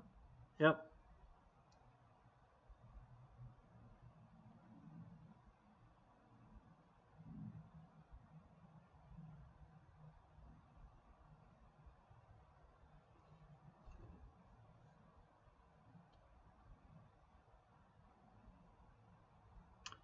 So most of the guys from Chuck's place went over to the West Pasco field, which is on 54. Have you ever been over there? Um, a guy named Vic called me and was talking to me about some stuff, and then I said, "So where'd you get my number?" And he said, "Rick gave it to me. He's right here." I started laughing. Rick's there. He goes, "Yeah." And then what's his name? Sal was there too. So I went over to see him. I hadn't seen those guys in a while, so I drove over there to to meet Vic and see Rick and Sal. And it's a pretty nice field. It's a little small, but they've got a nice pit area. They got power there. They got a refrigerator there. Ceiling fans in the under the pavilion. So it's a pretty nice setup. Just a little small. I don't think the runway's 400 feet long. It's kind of tight, but it's doable.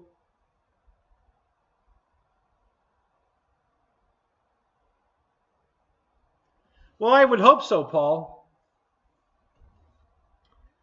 And we could stay at the field. Stay there all night, no problem. We don't have any power. We're not Birmingham, but well, I have my own generator, so we have power. But the field doesn't have lights or power or anything. It's not set up like that.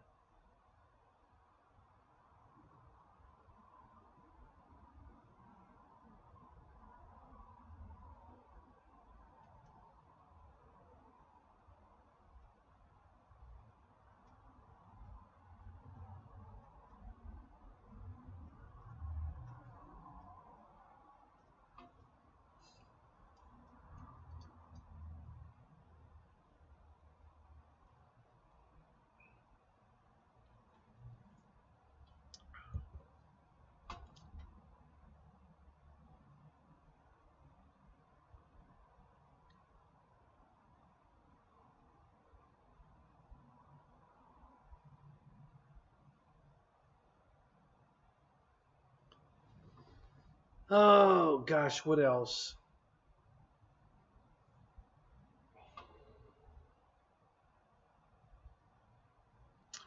Well, I know one thing I can show you. Let's do that. What the hell? Might as well. Can't dance. What the heck?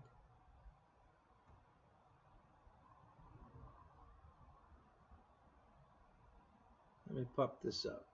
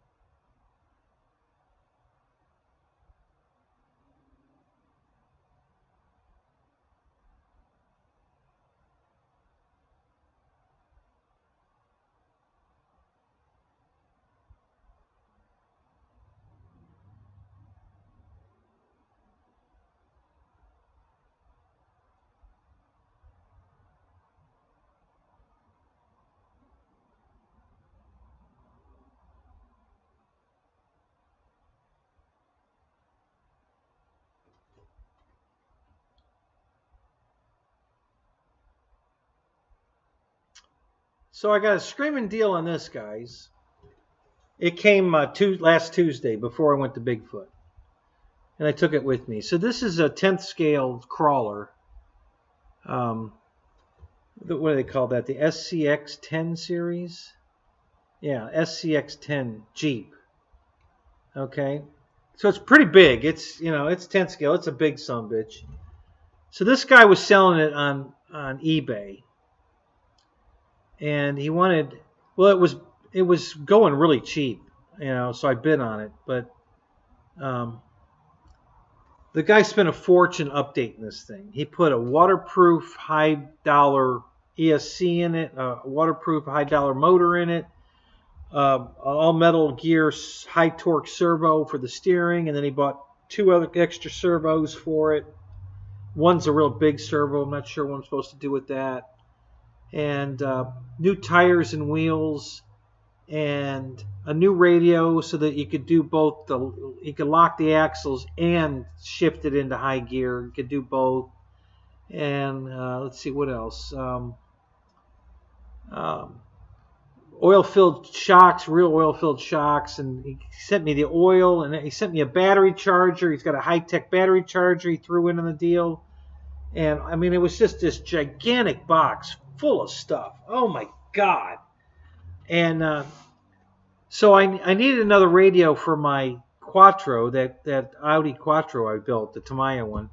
And so I got everything. I got all the upgrades plus all the original stuff. He sent all the original stuff with it.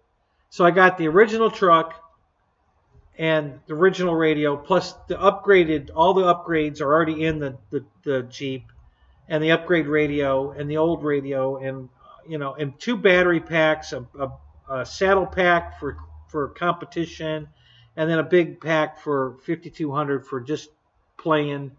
And God, what else? I mean, it just was an unbelievable deal.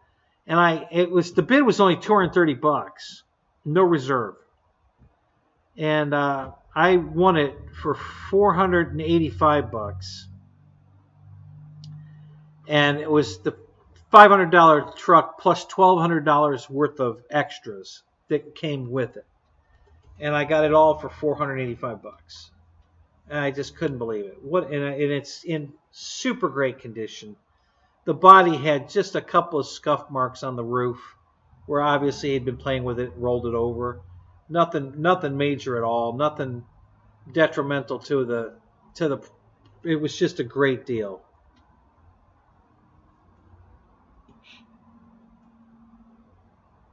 Yeah, we don't want to see that. Okay, Fred, I won't go get it then.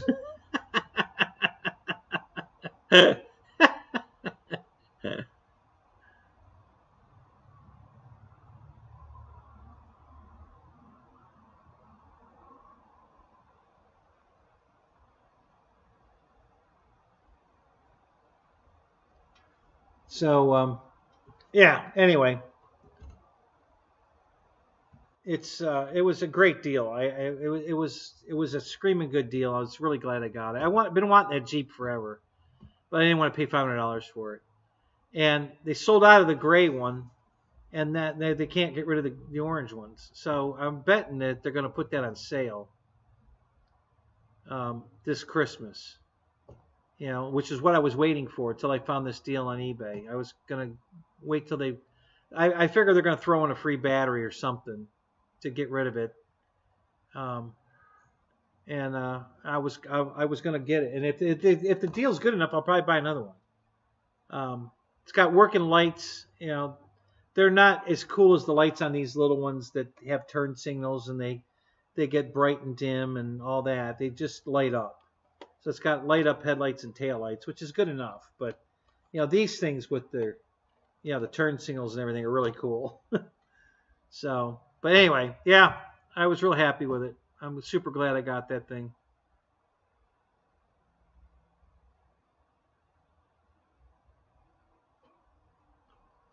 You have the OG stock silver version. Added a driver. Yeah, mine's got a driver, and he's wearing a white cowboy hat. Go figure. Looks just like the hat I have. Yeah, but it comes with you can put a guy with a ball cap on. You know, you can switch the head out. So if you want a driver with a ball cap or a cowboy hat, it comes both ways. Yeah, almost, Tim. Pretty damn close. Yep, the Black Friday sales are coming up. Yep, that's what I was waiting for. I stumbled onto this thing, and it had only been bid up to $230 and I read everything it came with, and I'm like, holy crap, are you serious? I don't even think it listed a high-tech charger. It came with a fucking high-tech charger. Yeah, it was a single battery, but up to 6S. I think it's 100 watt maybe. And that was in the deal too. I couldn't believe that. I didn't even know it was coming with that. I just opened the box and I started taking stuff out. I'm like, oh my God, oh my God, oh my God. I just can't believe all the stuff that was in this thing. So,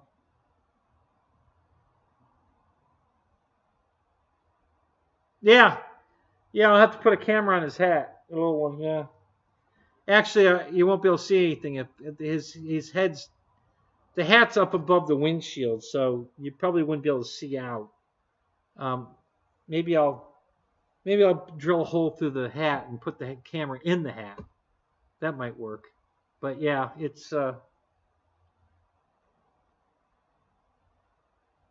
just a really cool Jeep, guys. I really like that Jeep. I've been wanting it forever. I just didn't want to pay $500 for it. But I did almost pay $500 for it. But I got a whole lot more. One of the best things about it, guys, is I got a radio now I can put in the Quattro. I don't have to go out and buy a radio for that. I got the transmitter and receiver. He replaced everything in this truck. He upgraded everything. Everything. I mean, he took everything out of it and replaced the servos, the receiver, the ESC, the motor, the wheels and tires, the shock absorbers. I mean, he just went batshit crazy on this thing. And Tim, you're right. But the motocross bike is $550, and all you get is the bike and the radio, and don't get it wet, because Scott had one up there at Birmingham, and he drove it through a puddle, and it burnt up the motor and the ESC. So you had to go down to the hobby box and buy another motor and ESC for it to fix it. So yeah, don't get it wet. It don't like water. It's cool as shit. I've seen it. I've held it in my hands. Bo has one out of the field, and it's cool as shit. But it's just too much money. I'm not paying $500 for that thing. That's just too much. I don't want it that bad. And honestly, as cool as it is, I probably wouldn't play with it that much anyway. It's not foolproof. If it falls over in the right conditions, it's not going to stand itself back up. You're going to have to go get it. And for that kind of money, it should right itself like the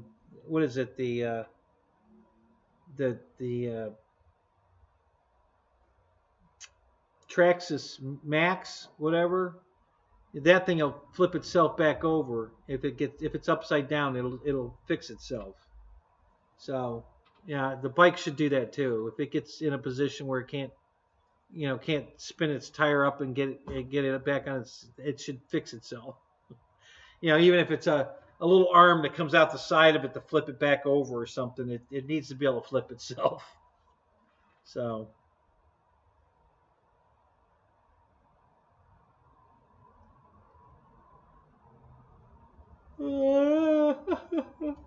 It is cool though. The bike is. I'm really. Even the video that Horizon put up. When that video first starts playing, you'd swear you're watching a real motocross race. It looks really good.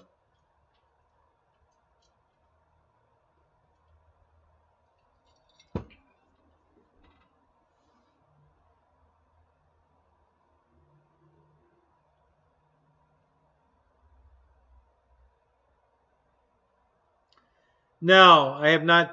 I can't afford one of those semi trucks. Holy crap. Those things are a fortune. Jesus. Yeah, no, I can't do a Tamiya tank or a semi truck. They're just insanely expensive.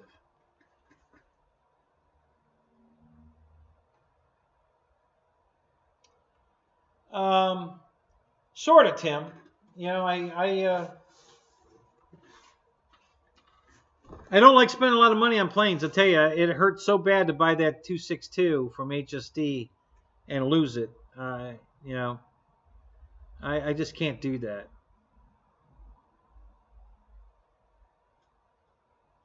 Oh, easily, Ben. I know. Yeah, I'm not going to spend $2,000 on a semi truck or a tank. I spent $200 on a tank, and that was cool. I love my tanks; they're really cool. But yeah, I'm not spending $2,000 on anything. So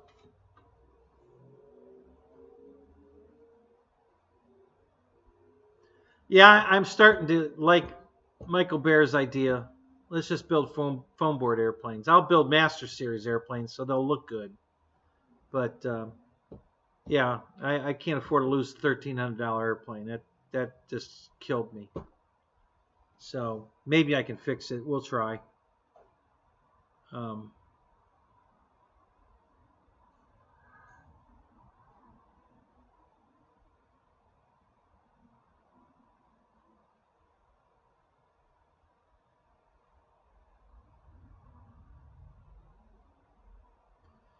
yeah, Ben, it's especially the semi truck because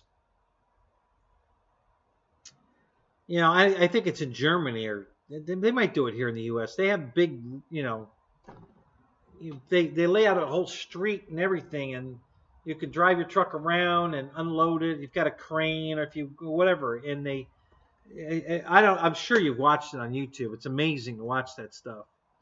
Um, and that would be fun if there was a place around here to do that. Then it might be worth building a semi and then going and compete with it at one of those events. But yeah, to just build it.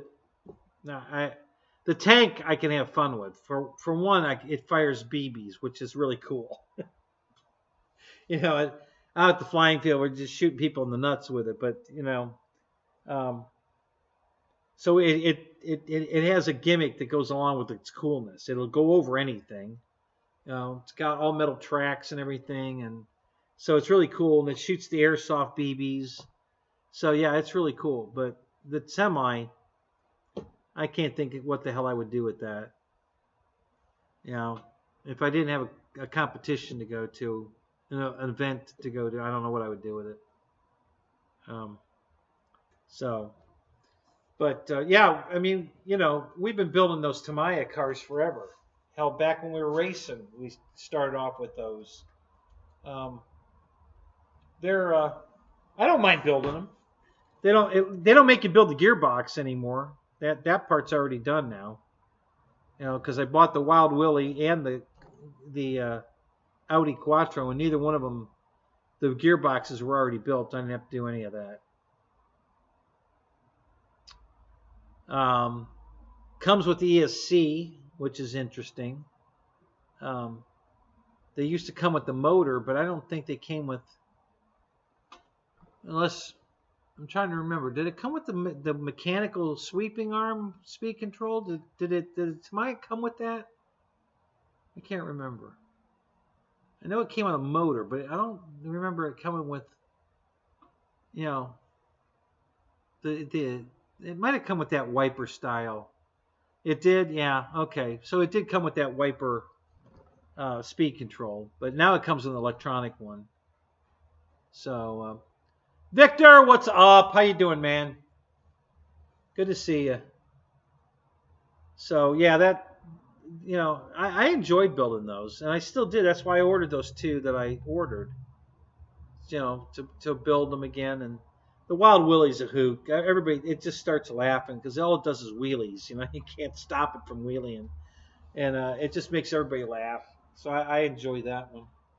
I haven't finished the Quattro. It's built. I just have to put now that I have a radio, I can put the steering servo in it and the radio, and it'll be done. Then I just have to put the stickers on the body. So,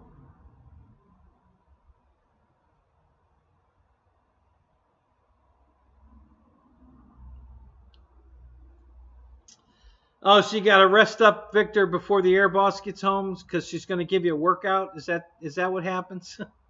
You poor thing.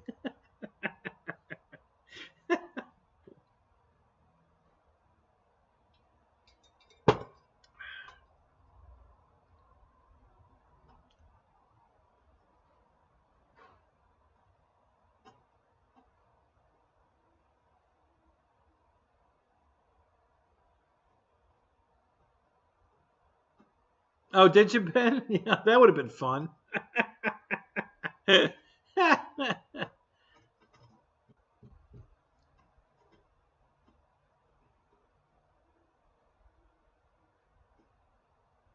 No, that was last night. Oh, okay. You got to take tonight off. You got to rest up for again. Okay.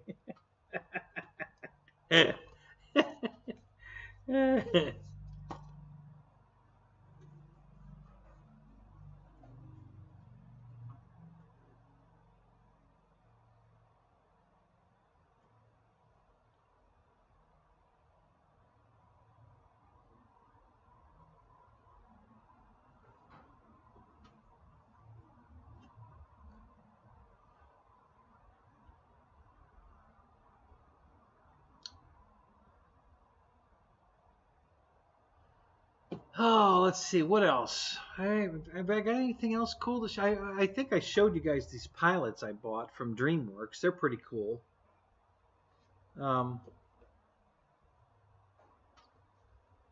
It's a really good looking pilot.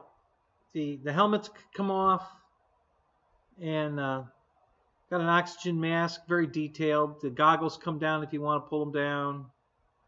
And you can put the flight mask. The mask has a catch on it. So you can put the mask on, put the little catch in there and slide it in.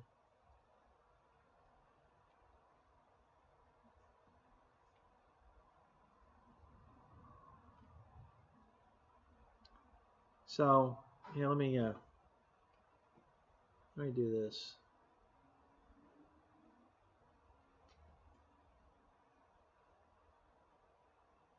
So, it's a pretty good looking pilot. He's very detailed.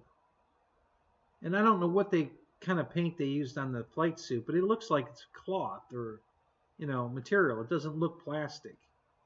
So, it's a really good looking pilot. $25. And it's a good size, I think it's 1/6, 1/7 scale, in that range. You can get different schemes on the helmet. This one's got this yellow stripe with stars. I got one with lightning bolts on it. I got one with a checkerboard on it. So, good looking pilots. I like them.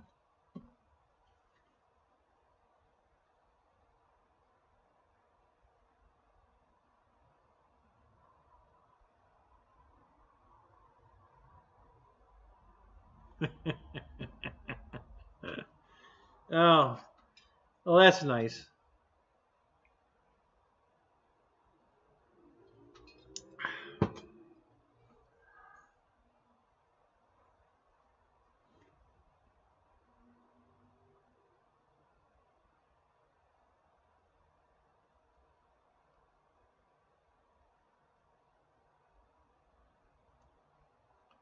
So, what's the next jet you're going to buy, Victor? What are you going to do to replace the F-86? You going to buy another F-86 or do something else?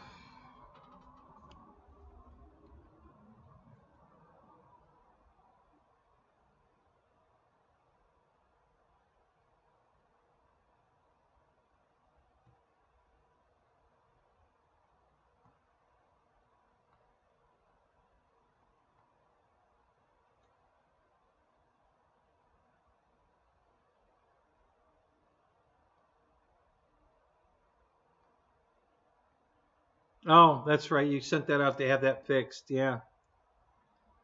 Yeah, I guess that's a good idea. Might as well wait to see what's going on with that.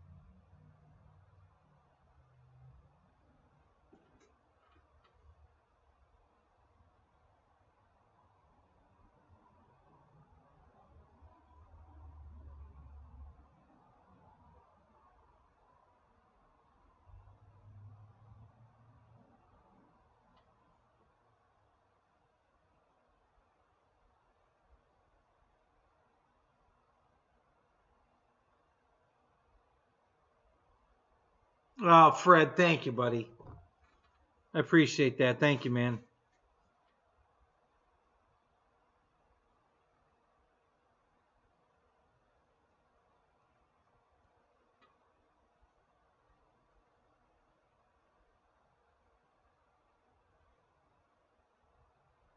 I don't know which one that is, Victor.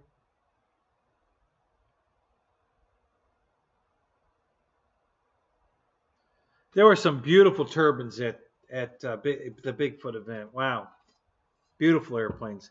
Ollie's flying an F-16, a huge F-16. Um, I'm wondering if it's the Flex jet. You know, the Flex sells a fiberglass big giant. It's $9,000, but it's a plug and play.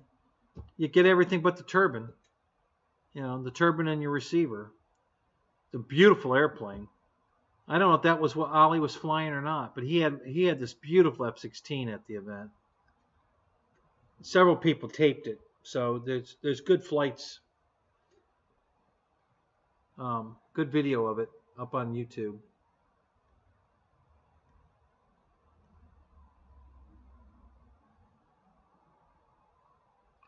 Oh, was it? Is that what?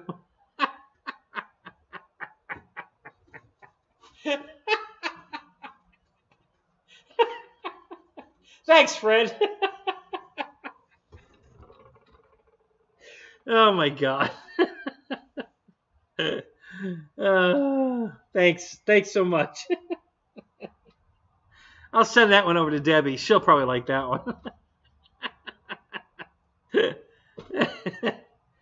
Oh my God, that's funny. Yeah, I'm gonna have to see if I can figure out what Ollie was flying, if it's the motion one or not. I mean the Flex innovation one, because they have, I think, 16 different paint schemes.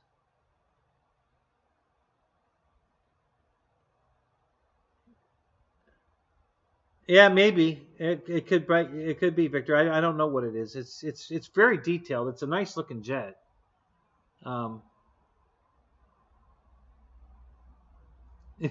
Yeah. Why was it yours, Fred, that you sent?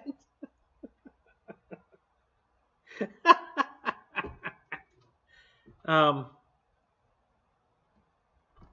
yeah, Motion sells this giant, or not Motion. I keep saying that. Flex Innovation sells a giant turbine jet. It's the only one. You have to special order it, and it has like I think they have 18 different paint schemes. Um, and I like the fact that it's plug and play. You know, you get everything in the box. So if you, oh wow, really?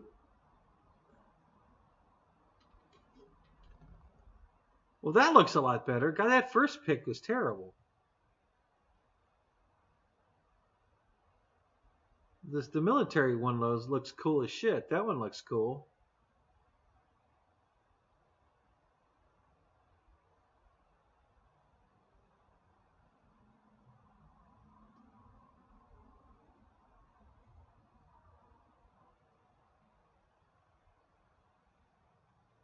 Well, now that's weird.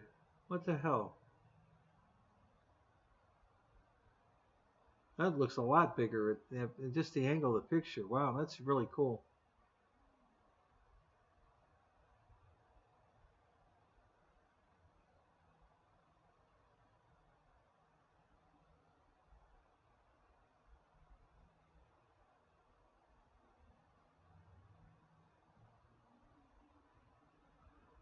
Do they make the Eurofighter, Victor? You know, with the canards on the front? Can you get that?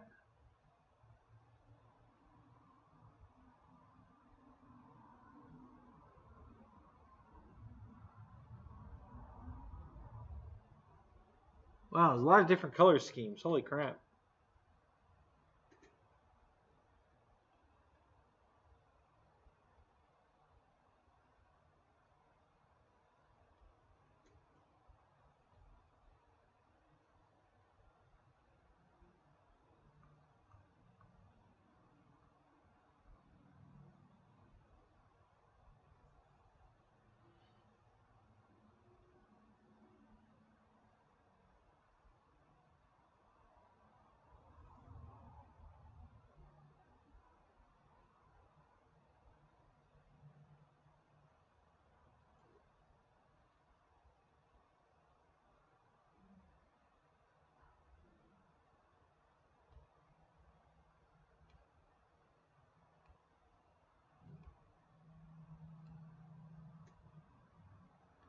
That's cool, Victor. Very cool.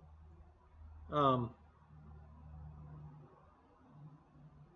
there was a guy there at Bigfoot that had a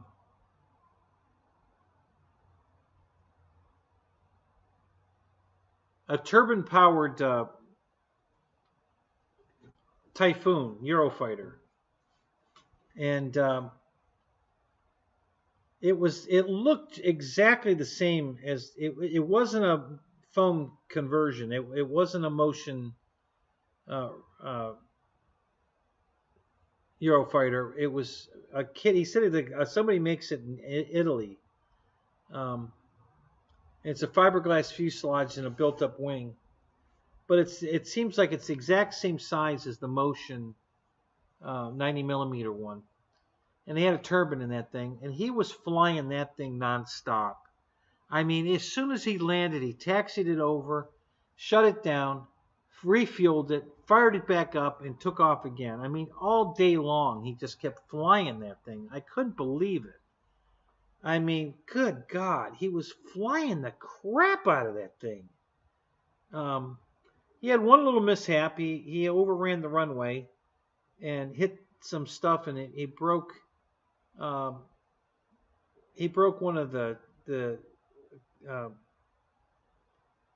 canards, but he fixed it. He came and borrowed some 5-minute epoxy from me and fixed it, and then he was right back in the air with it again. And Yeah, it was really impressive. It flew so good. He was just flying the shit out of that thing. Yeah, see that this global jets, that's the same pilot I have. They sell the same pilot. I got it from DreamWorks. I don't know how much they charge for it, but yeah, that's the exact same pilot. Yeah, $39.95. It's $25 at DreamWorks. Yeah, it's the same pilot.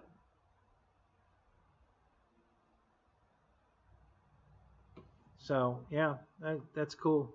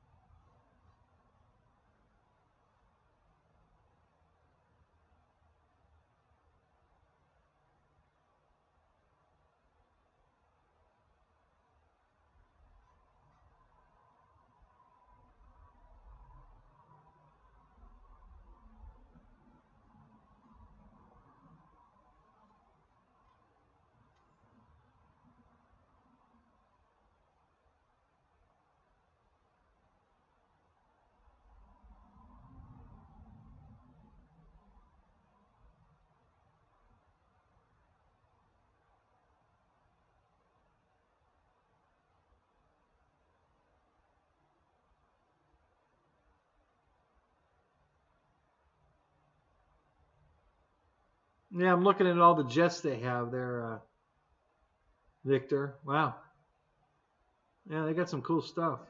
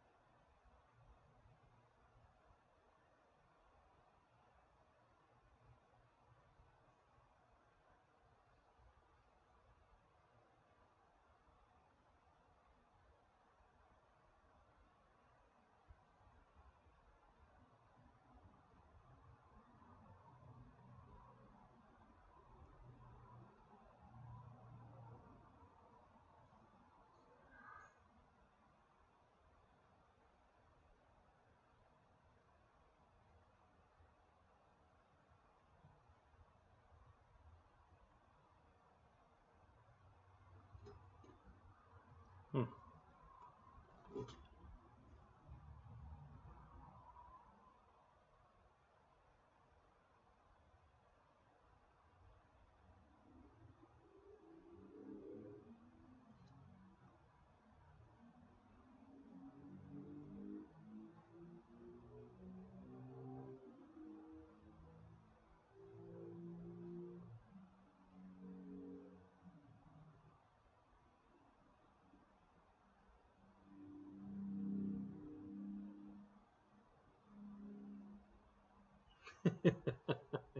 Go home. You're still at the field, right? Who are you kidding? Fred, what are you talking about? Motion is the 70 millimeter. What? Which jet are you talking about? I do like that new F-16 they came out with the full flying stabs, and it's priced good, so I might grab that. I'm thinking about buying that one. The Arctic camo, the new their new version of the, and I think it's a 70 millimeter. It's got retracts, and it looks good. I like that one. I might actually have to order that one.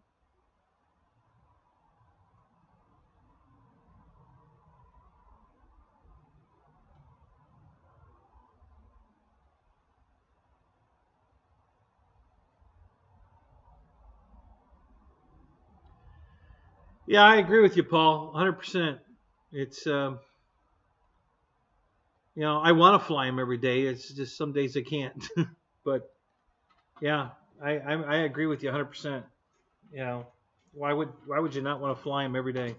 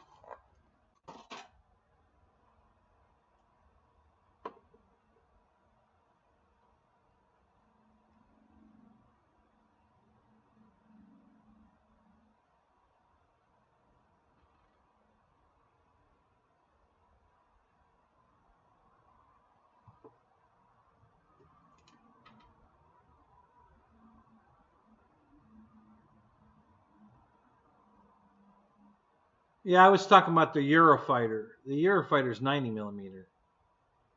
Um, I don't know. I didn't know that they make. So they have the Mirage and the Eurofighter. Really? So I never go on Motion's website anymore, so I wouldn't know. Shit, I don't know nothing about Motion anymore.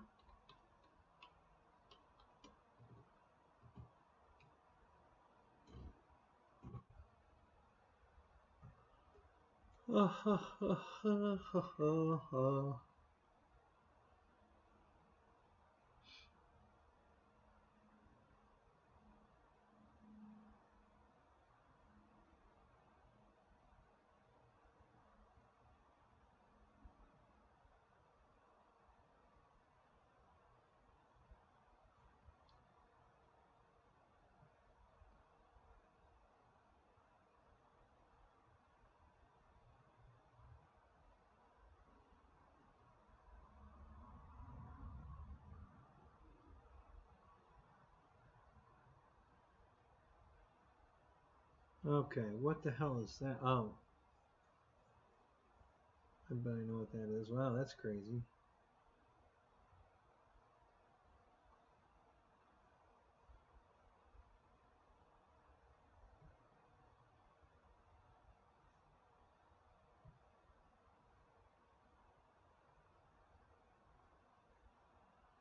All right, models, jets.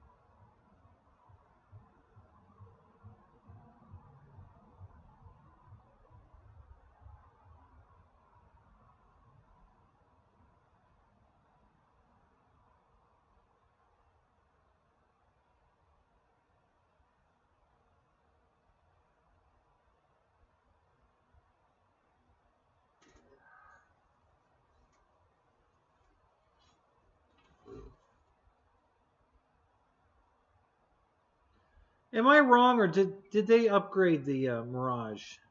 Did they come out with a new version? It says version 2. Yeah, I know they put an air brake on the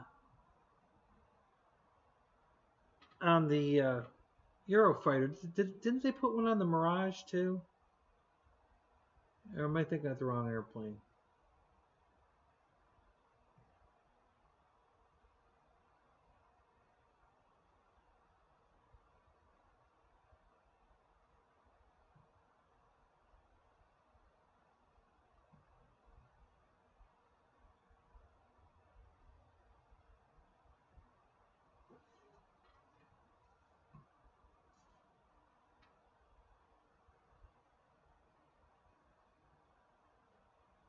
Wow, a cockpit in that.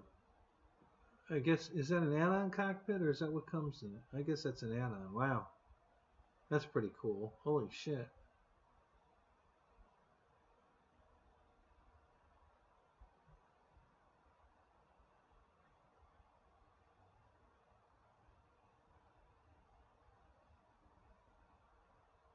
Yeah, cool beans. That's cool. Yeah, the Mirage is only 329 too. Wow, that's pretty cool.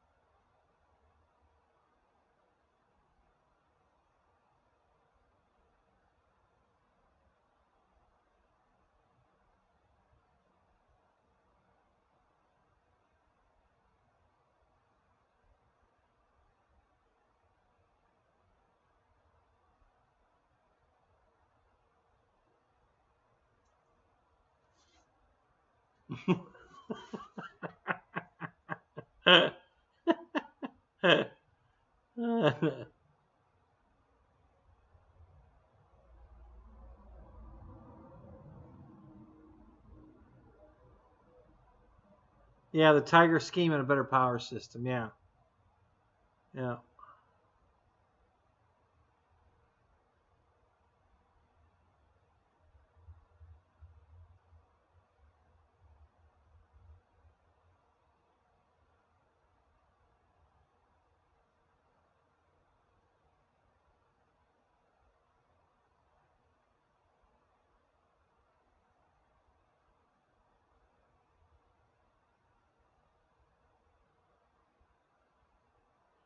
John Graham, what's up, man? Good to see you.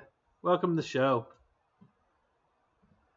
Yeah, the Eurofighter's been upgraded, and the new version's nicer. It's got um, full retract doors on the bottom now, and the it's got an air brake on the top. That's they really redid that plane a lot.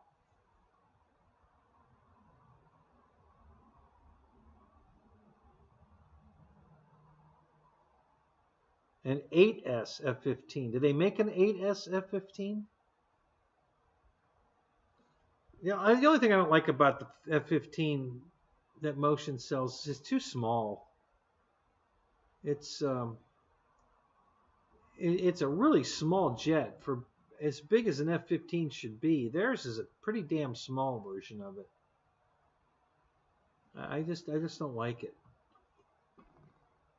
You know, the guy I had a guy out of our field that was selling one, and I was looking at it, and I really kind of wanted it, but yeah, he wanted too much for it. I couldn't get past it. It was so damn small.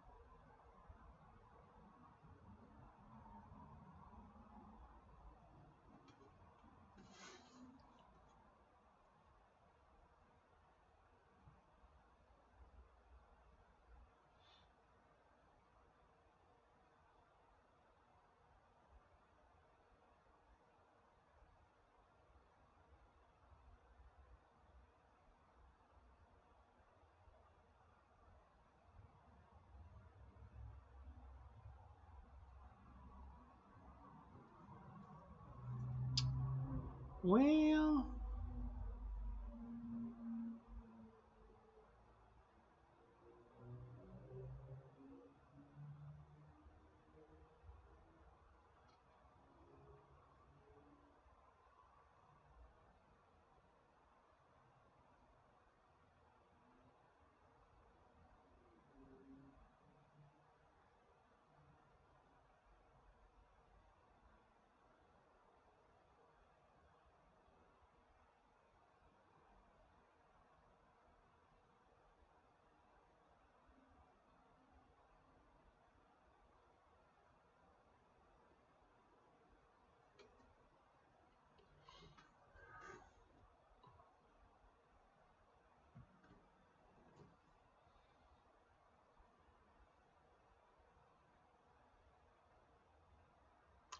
Philip, what's up? How you doing, man?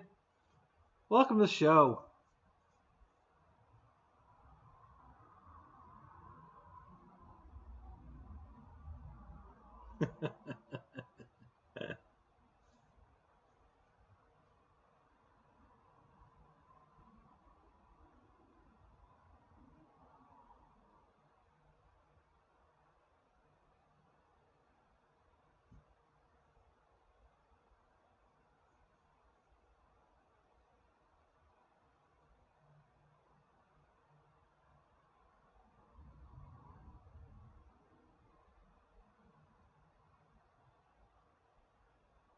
Well, that's it, Paul. It's only a 965 millimeter wingspan. It's just when you put it next to, I mean, the Avanti's bigger than that. You know, wingspan. It's a small jet for a 90 millimeter. It's just a little. It's too small. Um,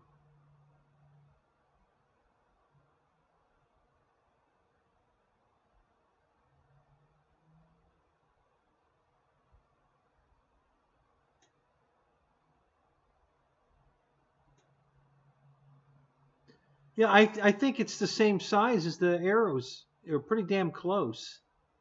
Um, and I think the arrows is a 70 millimeter, isn't it? I don't know. Forget.